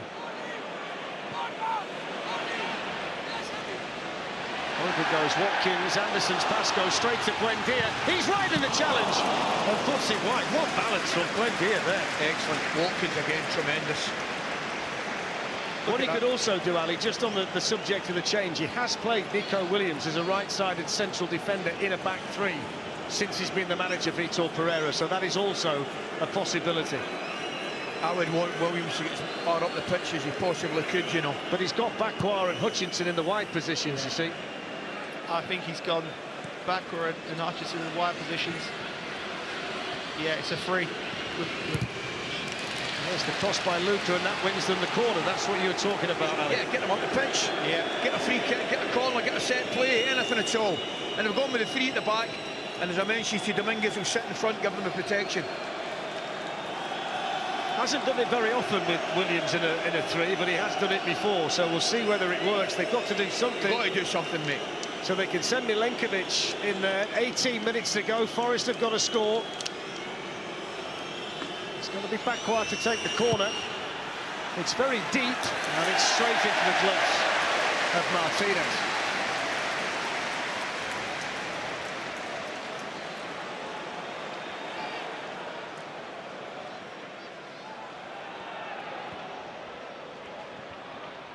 We're going to see Lamar Bogard coming on for Victor Lindelof. That's a rare giveaway by Morgan Rogers. They've been so good at looking after the ball tonight, Villa. Over went Ryan Yates. And they're going to pull it back here for the Forest free kick.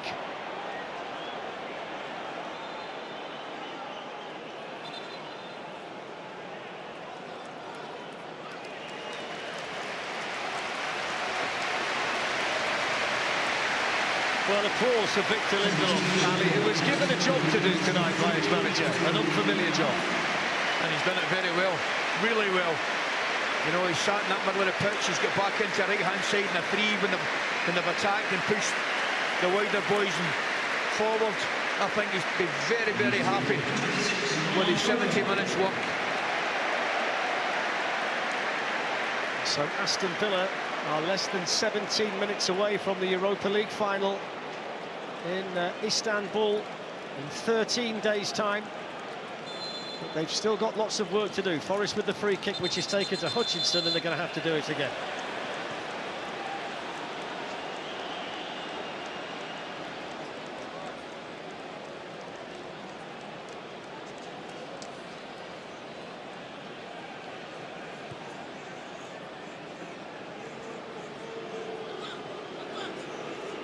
It does look as though the winners tonight are going to play the German team Freiburg. They're 4-2 up on aggregate, 3-0 up on the night against Braga. So it looks as though it's going to be an England versus Germany Europa League final.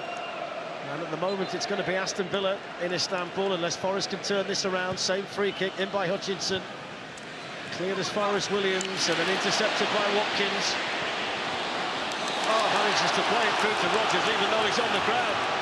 McGinn's charging forward down the right. If Rodgers can see it, he can see him, and he tried to play it through, and that's a vital block by Bakwa.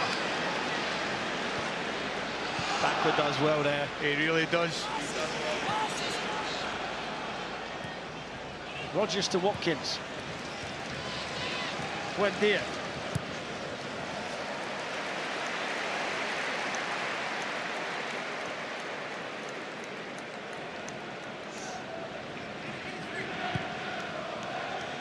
John McGinn.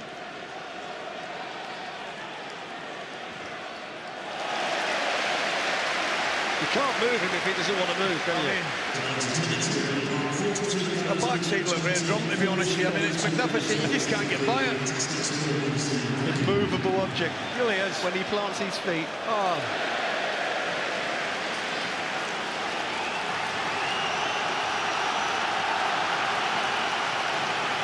Do you know who's like that? Michael Essien. Yeah, brilliant. You could not move him as soon as them studs went into the turf. I'm not going to have to explain who or what red drum was. Still on the bench. 14 minutes left.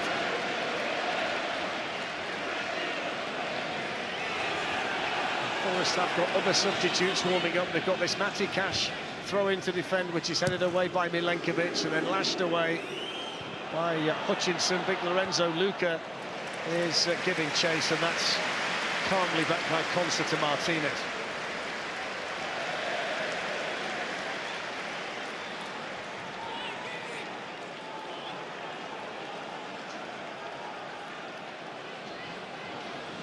Now Torres.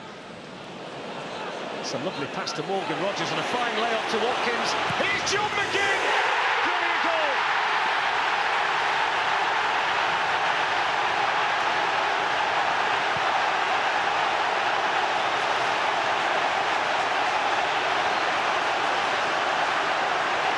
The captain of Aston Villa might just have sent his team to Istanbul and the Europa League final. That was a brilliant goal. It was. I'm going to tell you something. You cannot defend like that. That ball's travelled 40 yards and he brings it down in his chest with no challenge. Shocking defending. Brilliant goal from Villa's point of view.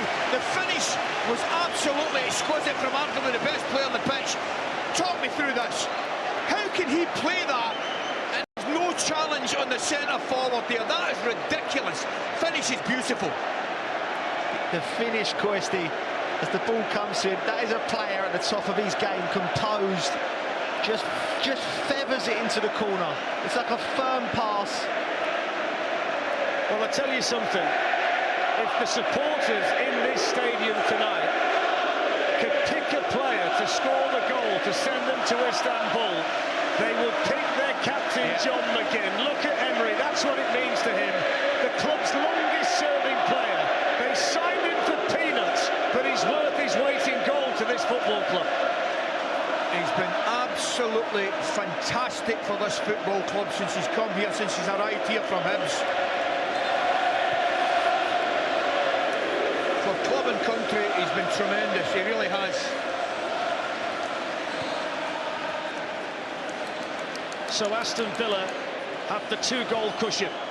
A 3-0 lead on the night, a 3-1 lead on aggregate, and Forest have got 11.5 minutes to try and find a miracle, and it feels like that's what they need based on the way this game's gone.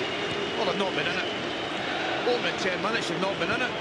I mean, that goal, that third goal, and I've got to get the balance right because it's a wonderful goal and it's a beautiful finish, but that third goal sums Nottingham Forest up this evening for me. I bet you John McGinn's first pick at the five-a-side. He's got to be. Absolutely.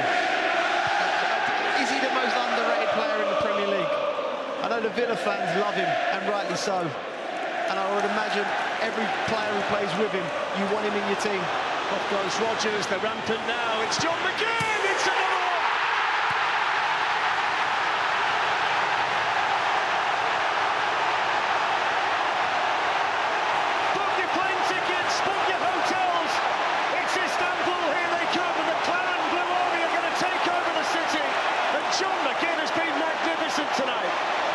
Joe, what about the finish? See the previous one? Everybody's expecting the exact same finish. No, he just delays it and comes back across himself and hits it down the goalkeeper's bottom left-hand corner. A beautiful goal. It's fantastic. You know, lightning strikes fast. Terrible defending from Forest, but let's look at the goal first. As it drops through him here, gives the eyes the power, open his body, last minute, wrapping it into that near post. Goalkeeper, no chance. Fantastic. Well, that's 6 goals in 12 games for John McGinn against Forest. He's got 9 in all competitions this season. 5 of them in the Europa League, and he's led from the front tonight, the Aston Villa captain, in front of the future king. But there's only one king at Villa Park tonight, and he wears the big white number 7 on his back. He has been absolutely fantastic. Get him ready for the final Istanbul, and then get him ready for the World Cup. That'll do me. I think he'll be fine for those 3 matches, Coisty.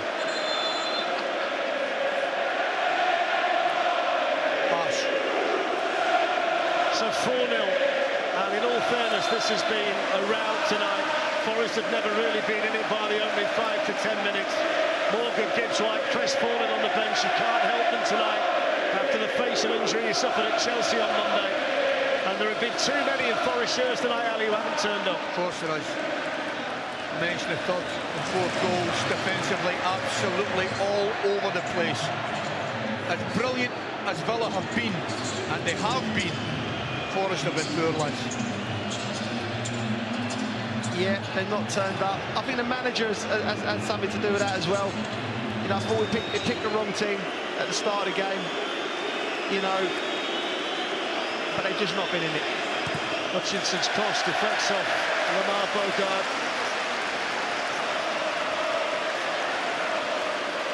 Nothing that Vitor Pereira can do from here. 8 minutes left, and Aston Villa are going to be in a European final for the first time since Tony Barton was the manager, and the likes of Gary Shaw and Dennis Mortimer, Alan Evans and Ken McNaught patrolled Villa Park as it was back then. 44 years in the making, but Aston Villa are heading back. And boy, are they there in merit.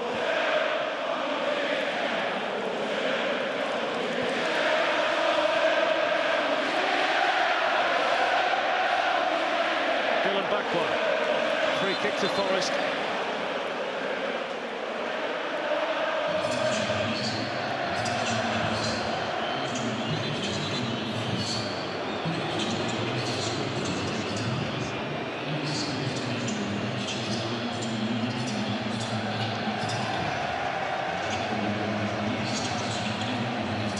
So Jadon Sancho just needs a little bit of patching up down there. They're not happy with the socks. You can't have the holes, I don't think. Is that what it is? Has he got to do the holes? Don't start me. Yeah. Well, maybe not. I'm not sure. Has he got to cover them up? Cover up the holes. Absolutely, man. Whatever will they think of next? Here goes the free kick, and that's a Villa head attacking it. You ask the question, where are the Forest players? That's a really good ball, Ali. It's a great ball into a dangerous area. And you wouldn't have expected the man clearing it to be Morgan Rogers. Just sums up Villa. Villa have been outstanding on the flip side. In terms of the energy, like you said, the team that turned up here at Tottenham at the weekend, this is chalk and cheese. They've been outstanding tonight. Absolutely, night and day. In by Nico Williams towards Milenkovic. And Morgan Rogers wins another one.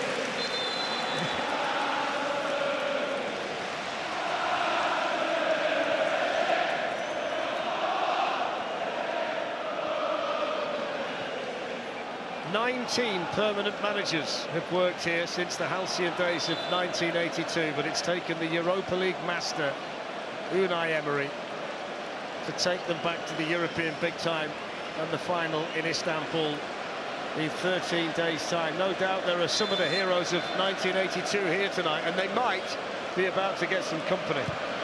In goes the cross. Again, it's a Villa head. Here's Lorenzo Luca.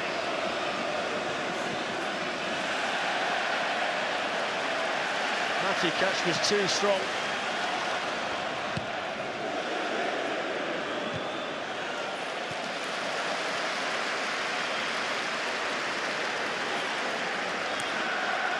Sancho's got the socks sorted anyway. Here's Hutchinson with the cross, and that's Emi Martinez's ball. Martinez, you know, he hasn't been needed tonight, but when he has done, he's come out for a few crosses, kept the composure. So Emi Buendia's night is over. How good has he been tonight? He's been terrific. I mean, for the opening goal, his feet said to Joe, and Joe's perfectly in a better place to describe it than anybody on the planet. Sticks his penalty away, but I did love, and I'll mention it again, I love the wee delay in the pass for Watkins. Yeah, he's been outstanding. I tell you what, Joe, we can talk about what he's done with the ball all night, but he's done his shift without it too. Listen, exactly that, Fletch. You know, gone are the days where you have number 10s and you can stroll around on the pitch and play when you get the ball. The pressure, not just him, from all of the Villa players tonight, has been what has set the tone. And I think it's a masterstroke playing him in there, because the overload for Villa has been the difference. It's just they've been able to control the tempo. So Forest are going to send on Jimmy Sinclair and Murillo, two defenders. I'm a little bit surprised they're sending Murillo on, because he's not fit by any stretch of the imagination. We saw Jimmy Sinclair in an earlier game in the league phase of the Europa League. It just seems a little bit pointless sending Murillo on with 4 minutes to go. I don't disagree with you at all. It's a strange one. If you're going to go and win the game or take a chance, I get it, obviously, yeah, but... There's Cunha. It'll be a learning curve for some in the Forest group, and you wonder how long it might take them to get this far again in a European competition. You've got to try and take this opportunity when it comes, and those Aston Villa players have done exactly that tonight. I'll tell you what they've got to do now. They've got to go and find 3, 4, 5 points from somewhere as well. Just put that to bed. Yeah. So they're sending on Jimmy Sinclair for Amari Hutchinson and Murillo for Jaya Cunha, and you can just see Leon Bailey getting himself ready in the background as well for Aston Villa.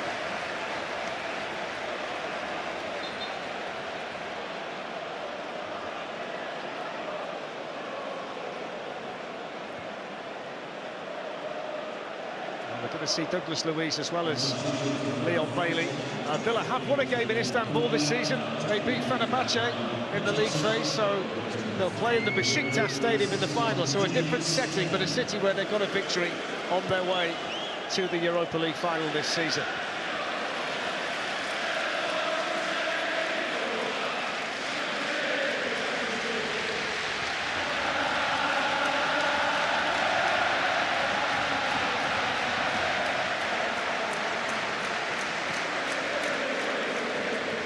To Jesus, there's Bakwa.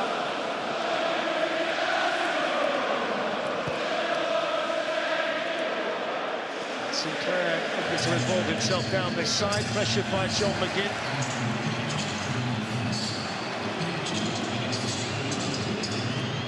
Swung in by Dominguez. It's not a bad ball, but it's now Torres who is winning his header. Brilliant. I don't think he's missed a thing all night. He's been outstanding. Whether it be Wood or Jesus, whoever's come into his zone, he's just dealt with a problem, no worries. You know, nice and composed, not diving in. Outstanding. So many great performances from Villa tonight.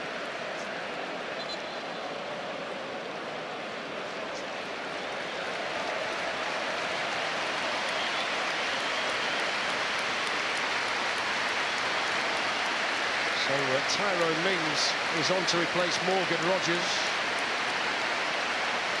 He's had a good night. They're going to take off John McGinn as well, Ali, so it's your opportunity to say something about him. Big smile on the face of Jadon Sancho. I'll tell you right now, I think he said it all himself. I really do. He has been absolutely outstanding. 2 excellent finishes. He's that one there, and then the next one that comes across. Just the kind of performance you want from your captain, really. He's a real unique footballer, you know, and he's loved by his manager. He's embraced by his teammates.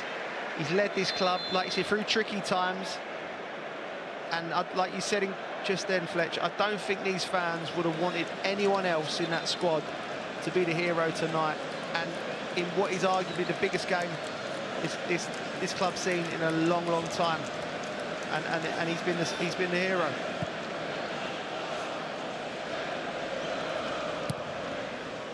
Cleared away by Anderson, chase on down that side for Luca Dean.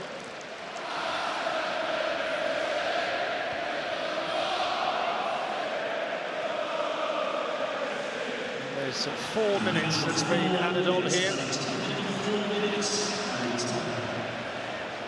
Anderson's challenge is Dominguez, and now Yates.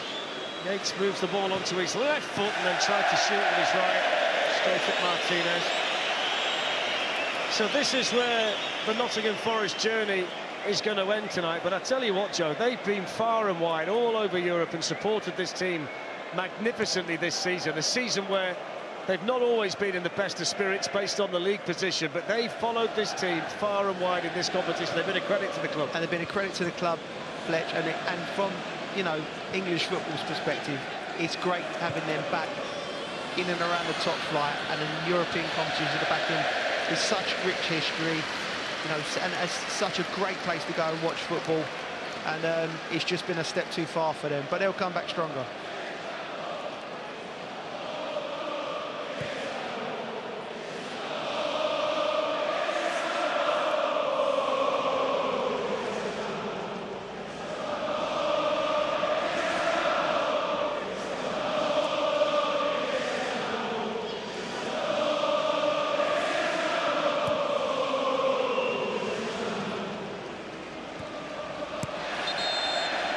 It's a foul by Watkins on Anderson. Maybe the last little bit of retribution from the one last week at the City ground. Yeah. He saved that one up, did he, Watkins? He's another one that's been tremendous tonight.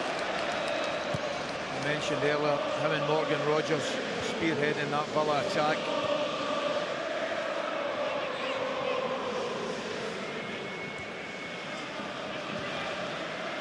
I'll quickly talk from an England perspective. If anything happens to Harry Kane in the summer, Watkins looks like he's in the driving seat, and Rodgers is liked by Tuchel. So them two playing as closely together as they have been, Rodgers and Watkins tonight, could be massively important for England in the summer. And I think they've been brilliant. Forest haven't been able to lay a glove on them. They've been superb.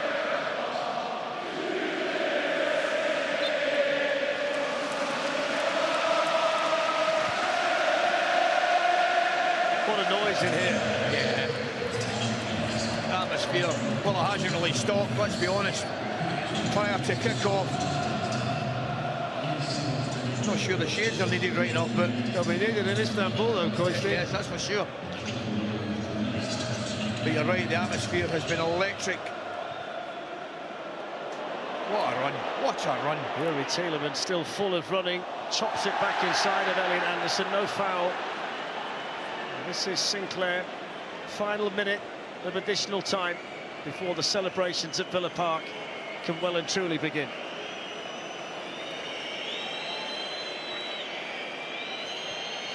Played on by Yates to Jesus. He's done very little tonight, Jesus. He's been such an important player en route to tonight with those 7 goals. Sinclair wins it back. Here's Jesus. And now Ryan Yates can hit the shot, which took a deflection, and still at this stage of the night, Aston Villa defenders throwing themselves at the ball. Brilliant from Konsa. Brilliant from Konsa. Again, another one who's been brilliant. Confirmation, by the way, Freiburg are in the final. They've gone through tonight full-time against Braga, so Freiburg are going to play Aston Villa. That's going to be the Europa League final this season. In goes the Forest corner. And you would suspect that that would be it.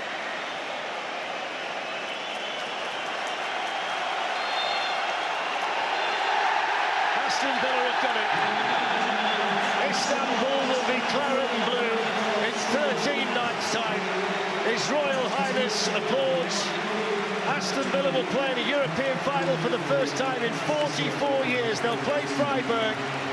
And back then in 1982, a caretaker manager called Tony Barton led the English champions to Rotterdam to play Bayern Munich.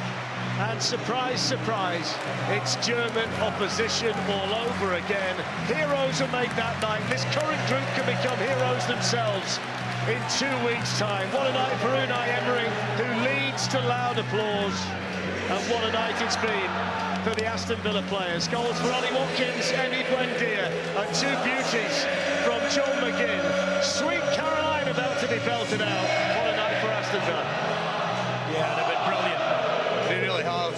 I mean, you could see Forest were very, very disappointed. But let me tell you something, they were not allowed to play tonight, Forest. You could sit in 5, 6 different men in the match, man of the match opinions, because they were absolutely terrific to a man. McGinn would probably shade it. Buendia played well. The two front lads, Torres at the back.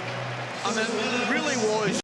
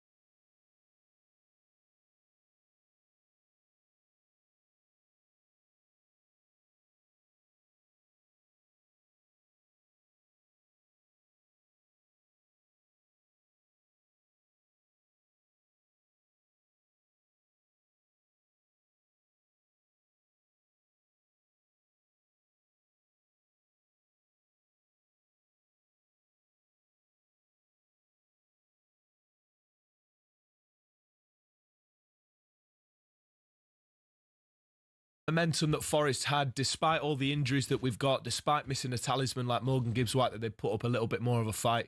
But I don't think it's time really to... Look, Vitor Pereira's still done an incredible job. Vitor Pereira's, until today, been unbeaten in 10, taking us 6 points clear of relegation. Surely Forest are safe. This was always a bonus. But besides that, Villa were magnificent. John McGinn giving the keys to the city in Birmingham.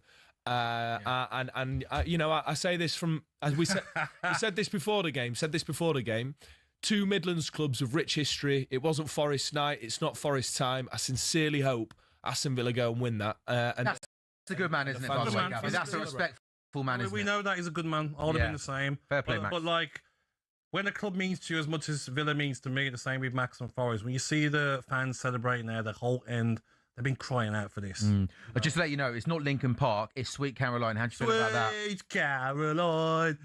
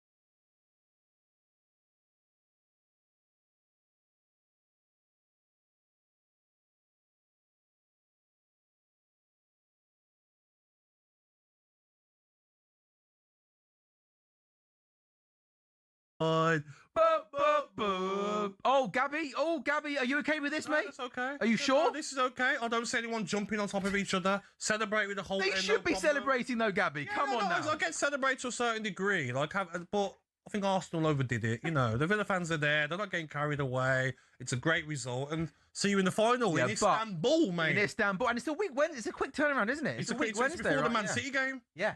Oh, good luck for Arsenal. I hope Arsenal fans aren't expecting. Don't depend on us in that game. But Gabby, all the Villa players there, linking arms, they can do the old away in front of the whole end. Mate, it means a lot. Of course it does. Oh, no, be careful, mate. You might. He's not moving freely, is he, there, Onana? I love this, though. I love this from the Villa players because a lot of people question them. I questioned them. And I said, I want to see after this game if they've got the cojones to get through a semi-final. Yeah. And they've shown it. You know, Villa normally do it the hard way. Today, there was no really any threat from Nottingham Forest. They're trying to push Onana in to do... Yeah, there we go.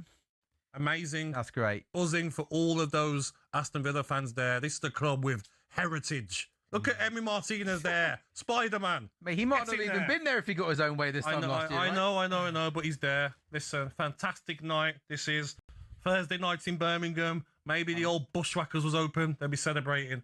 Fantastic. Buzzing. We've got about 90 seconds left, then we're handing over to the Sports Bar. So you're watching on TalkSport's YouTube channel with Smart TVs. Don't go anywhere. O'Hara and Cunningham coming up imminently. Looking back on this game this evening. Gabs, I'll just leave then the last word with you, mate. It's been a long time for a big football club not winning a trophy. In the Championship, 8 years ago. What would this mean to you, to the city and the people of Aston Villa? It would mean the world to every Aston Villa fan across the world, the millions that will be watching this game. This is where this football club should be. You know, European Cup winners in 1982. This is where they belong. Champions League football next season and to win the Europa League. Up the Villa. Look at them. They've celebrated. They're walking off now. Go and do your warm down. Big game on the weekend against Super Burnley. You know, we didn't overdo it like Arsenal. Proper club. Proper club. Unbelievable, Gabs. How are you getting so many mentions of Arsenal win when Aston Villa have just reached a European semi-final? Watkins and Wendy are doing TV interviews. You can see that Gabs, he's got that little cut, hasn't he, above his eye. I know he got the first goal. He was an absolute beast. He was a menace. He won everything, didn't he? A menace. It was a sort of performance where not one bit of him would have been blowing, tired. Yeah. It's like, we have to win this game. All the players provided Aston Villa fans with one hell of a performance. But Ollie Watkins, John McGinn, Pau Torres. Well, after Sunday, I salute you. Were you a little bit like, because you did say, if they don't get off to a good start, you used the word toxic, because It would have been. Sunday had a weird atmosphere to it, Yes, didn't it? it would have been. And all Arca says, Villa fans will forgive them for Sunday if they get the result, and they have done. Fantastic performance. Look at that. Going into battle. If that was 90% of the players in the Premier League, they'd probably be at A&E now. You know, like with some ice on their forehead. Ollie Watkins played on Soldier and then man of the match performance. Yeah, he was brilliant. And Ollie Watkins, that's why, and I'm saying this, my team have just been embarrassed 4-0. Ollie Watkins needs to be in the World Cup. Yeah, I think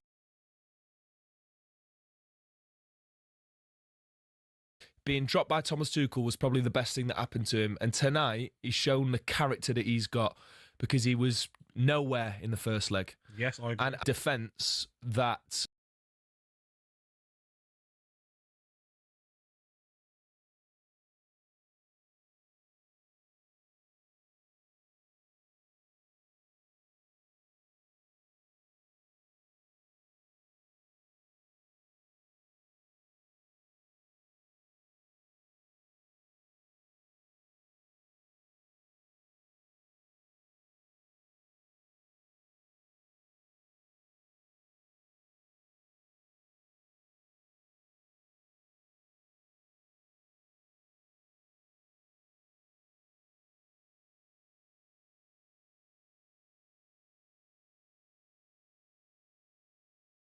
Disappointing one tonight to concede the goals. I would have liked to see the game with full strength team.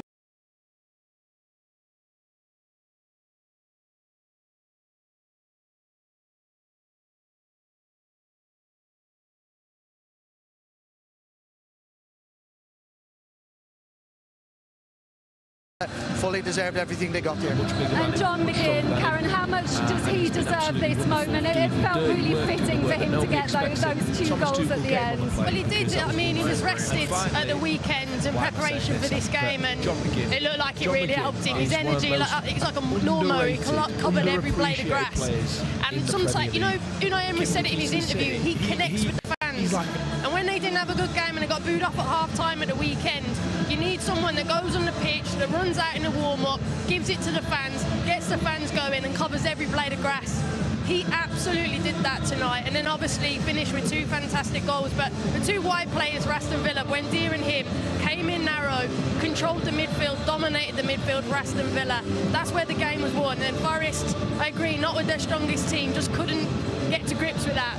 But credit to Villa tonight, like we all said, best team comfortably went through in the end. And heading to Istanbul for that final in just 13 days' time. And their opposition will be Freiburg as well. Braga had a lead going into the second leg, but Freiburg have turned that one around and they have gone through 4-3 on aggregate this evening. So Freiburg, the opponents, they've never been to a major final before, so it's a massive occasion for them. And of course, the last time Villa won the European Cup back in '82, they beat German opposition to do it as well. So could that be an omen? Loads more reaction to come for you from Villa Park on a special night. And there is confirmation, Freiburg against Aston Villa. You can watch live on TNT Sports on Wednesday, the 20th of May. And don't miss Emerald Fennell's Wuthering Heights, starring Academy Award and BAFTA nominee Margot Robbie alongside Euphoria star Jacob Elordi. That's now streaming on HBO Max. Well, the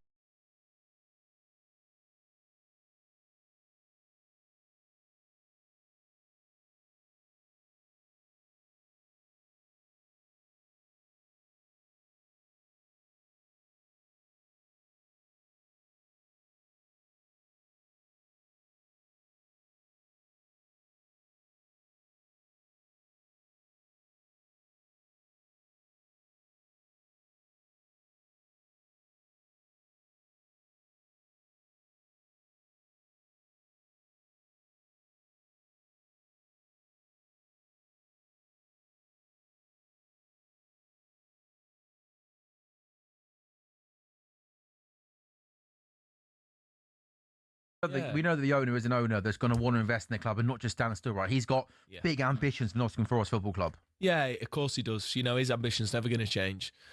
And love him or loathe him, and people like to scapegoat him. People like to use him as a stick to beat Nottingham Forest with. But without Evangelos Marinakis, Forest, he's had the gall and the courage to dream that something special can happen. I remember we got promoted. He was on the steps of the town hall in Nottingham City Centre, and he said, "We're going to re-establish ourselves as a European team, as one of English's biggest teams."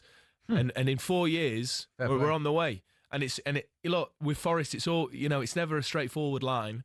But the fact that we're here, what I'd say to Forest fans is, just remember where we were. Just remember how bad it can be. And it's been a terrible night. It's been a terrible performance, but this group of players have had 4 managers.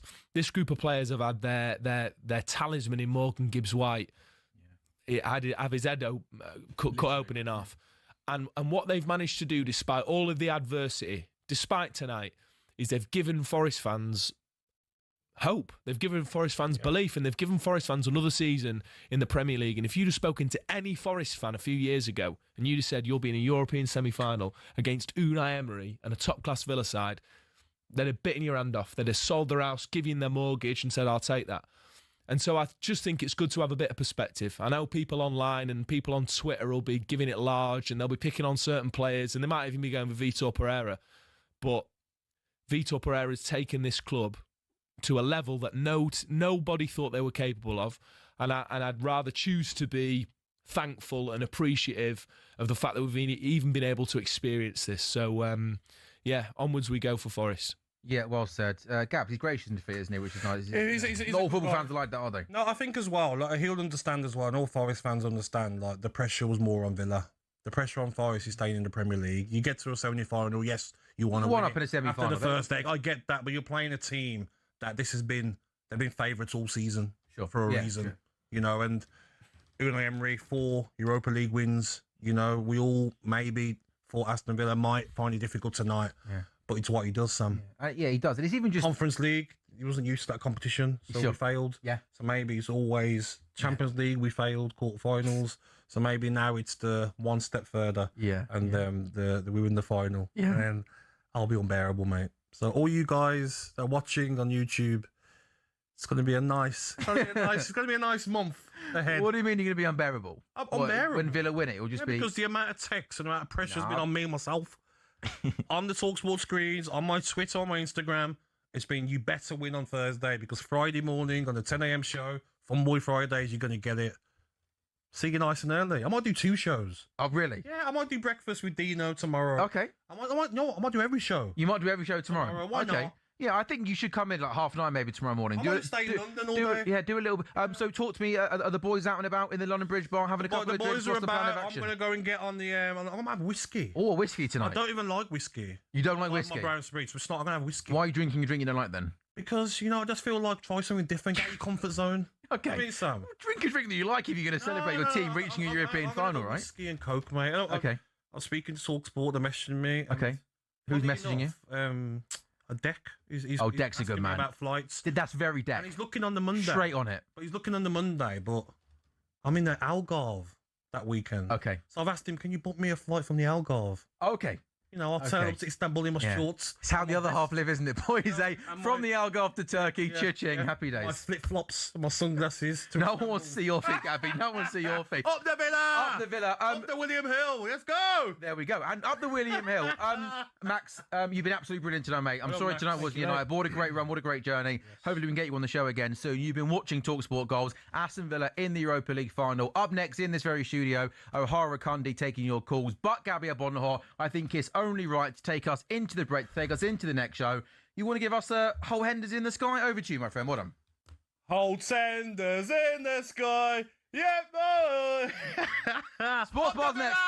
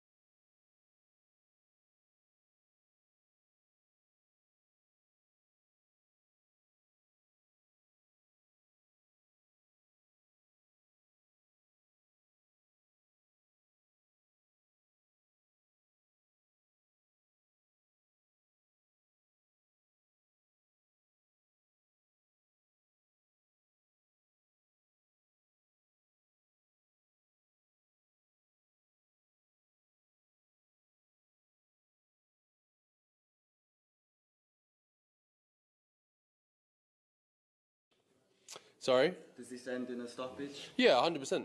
Yeah, 100%. Look, whether it goes in the first or goes in the 12th, but one way or another, he's going, he's getting out of there. Fabio Wardley is unbeaten with 1 draw in his record, 20 wins, no losses, 1 draw. Dubois has 22 wins in his record with 3 defeats.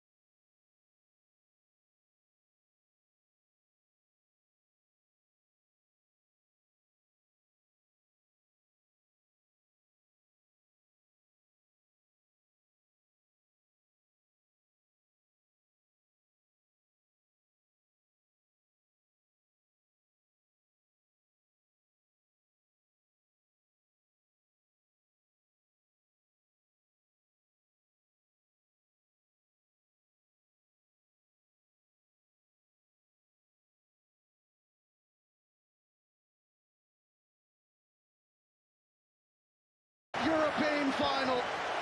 The Eagles soar to new heights. History made in South London. One of Selhurst Park's great nights. The path to Leipzig is now clear. They are one more win from glory. An amazing night here. Ah, brilliant.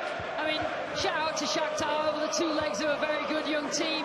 Good manager, but Palace were brilliant and managed the two legs so well. Bring on Leipzig, bring on Leipzig. Big performances from so many individuals again for Palace, but it's the team, isn't it, that makes it at this place.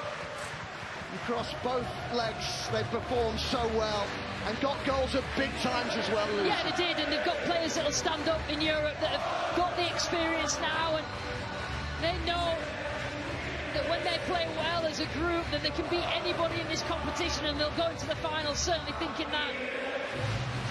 It's looking like it's going to be Rayo Vallecano for Oliver Glasner's Eagles. I'll be looking forward to that now. What a night here. It finishes Crystal Palace 2, Shakhtar 1. 5-2 on aggregate to Palace. Thank you, guys. Wow, have a listen to this place. Selhurst Park is absolutely rocking. Palace are history makers. They have made it to their first ever European final at the first time of asking as well. This is their first ever season in Europe, a year on from lifting their first ever trophy, the FA Cup. They've got another chance at silverware in just under 3 weeks' time. Joel Ward, how are you feeling right now? I'm beaming here to win. You know, when the manager first came in, as I said, he challenged us, you know, in our mindsets, but he also said that we can achieve special things. And this group of players, what they've done over the last year is something special. They've lost players, new players have come in, but you know what? The fans deserve this. The players deserve it for the commitment that they've shown, and also the manager deserves it for the commitment that he's given this club as well. Jolyon Lescott watching along with us as well. Jolyon, what an atmosphere, what a journey this club have been on over the last couple of years under Oliver Glasner, and now they are in another final, their first ever in Europe. What an achievement. A massive achievement, probably overachieved in terms of their dreams. I don't think they would have anticipated this much success when he arrived. They would have hoped for it, but to get it is remarkable. A lot of credit to the powers that be that employed him, the players, the contribution from everyone and these fans. They've travelled all across Europe, supported his team, and they fully deserve their day in the final. The fans of this football club, they dreamed of this moment. A few years ago, this may not have even felt a possibility until a year ago when Oliver Glasner guided the club to their first ever trophy, lifting the FA Cup. And now look at them, they're in a European final, and these are your former teammates that are taking in all the celebrations, Joel. This will mean so much to them, won't it? Absolutely. And he said there a few years ago, I mean, this is a lifetime for fans that have come close in years past but never quite got across the line. And you know, this group's done it, and they've achieved and they've written history, and they keep on going. They keep on putting in big performances. They keep on showing up week in, week out, and you know, it's full credit to them. You know, they played over, I think, 50 games so far this season, and you know, it takes a lot out of your body, that in itself. It is not easy reaching a European final, Jolyon. Just how big is this for the club? It's huge, and again, I've never had the joy of reaching a European final, but to reach any final is special. But Europe, to go against some of the best players, the best teams, and to finally get to a level where, yeah, you can create history for a team, you can create lifetime memories for people, and that is bigger than anything. In 100 years, if they go on to win this, these players will be remembered. So they need to accept that responsibility and enjoy the occasion. And you can see just how much this means to the fans. You can hear what it means to them in this stadium as well. I think there's going to be quite a big party going on in South London tonight.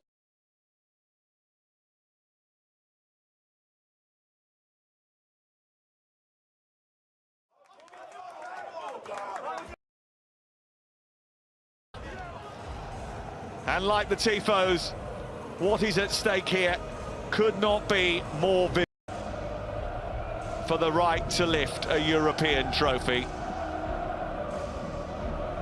Something that neither team have ever done before. Freiburg have never won a single trophy in their existence. Braga have been to a final once upon a time, but that seems a long time ago now.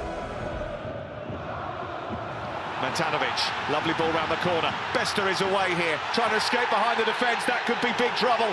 It could be massive trouble. It's a red card. And I don't think he can have any complaints. There's no doubt that he was the last man. And Dorgeles, who was the hero of last week's first leg of the semi-final, all of a sudden very quickly becomes the villain of the piece. Manzambi trying to get up there, doesn't quite. Comes through to Grifo. Bending cross to the far post, headed away by Vitor Carvalho. They're trying to bound the ball forward, and it might just go in. It has. Smuggled in by Kubler. A surprise selection, a surprise scorer, but a welcome one in this stadium. And on the biggest night in their history, Freiburg turn up the heat on Braga and are back on terms inside 20 minutes.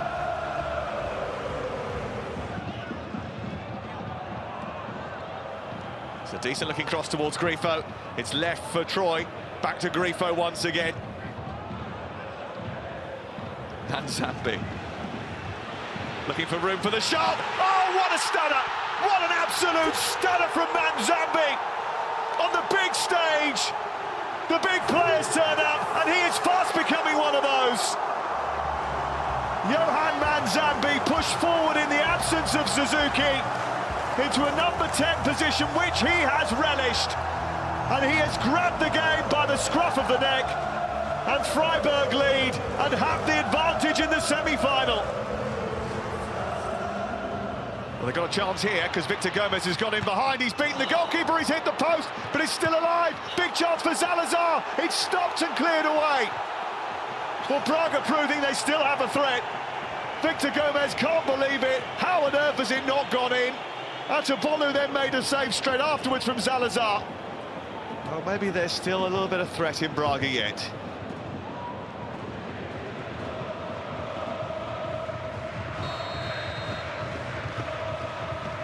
Six to aim at in the centre. It's a great header, it's a great finish, and Kubler's got his second goal. 2 in one night for the right back. And now it's bedlam in the Black Forest.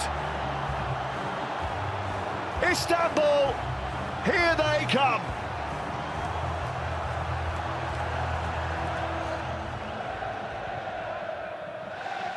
Victor Gomez has got room, he steers it centrally, that's a great chance, and it's smuggled in. Pal Victor, right in the thick of things, and that's just how simple it is. And with 12 minutes to go, Braga are only 1 goal behind on aggregate.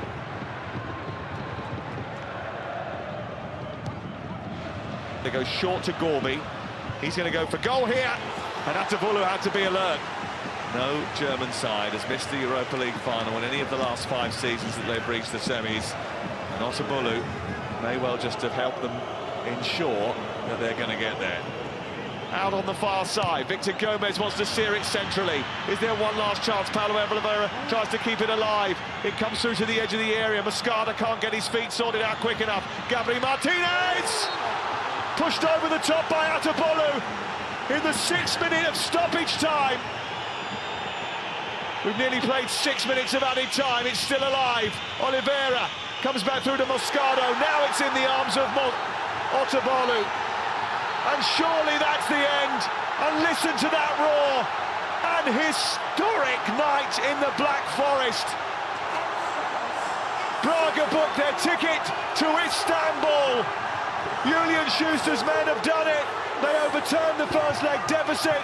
They reached their first ever European final. And this is what it means to the people of the Black Forest.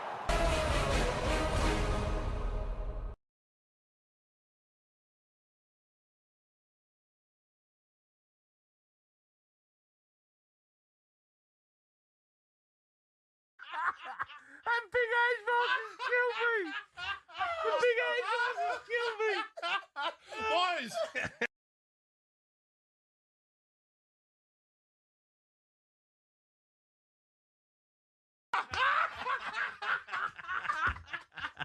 Oh, God. See you later. What was he doing? Marcus killed me. Unbelievable stuff. Oh, my gosh. Oh, Gabby. Gabby. What was going on with the top of his I head? don't know what has happened to the mask. What happened to the mask? It's all over the game. Myxomatosis. Why did it look so big on his head? Everything looked 10 times bigger. Don't make me laugh. Oh, Aston Villa fans, Crystal Palace fans, Nottingham Forest fans, get your calls in. Oh, dearie me. What a night. 03 717 22 33 44.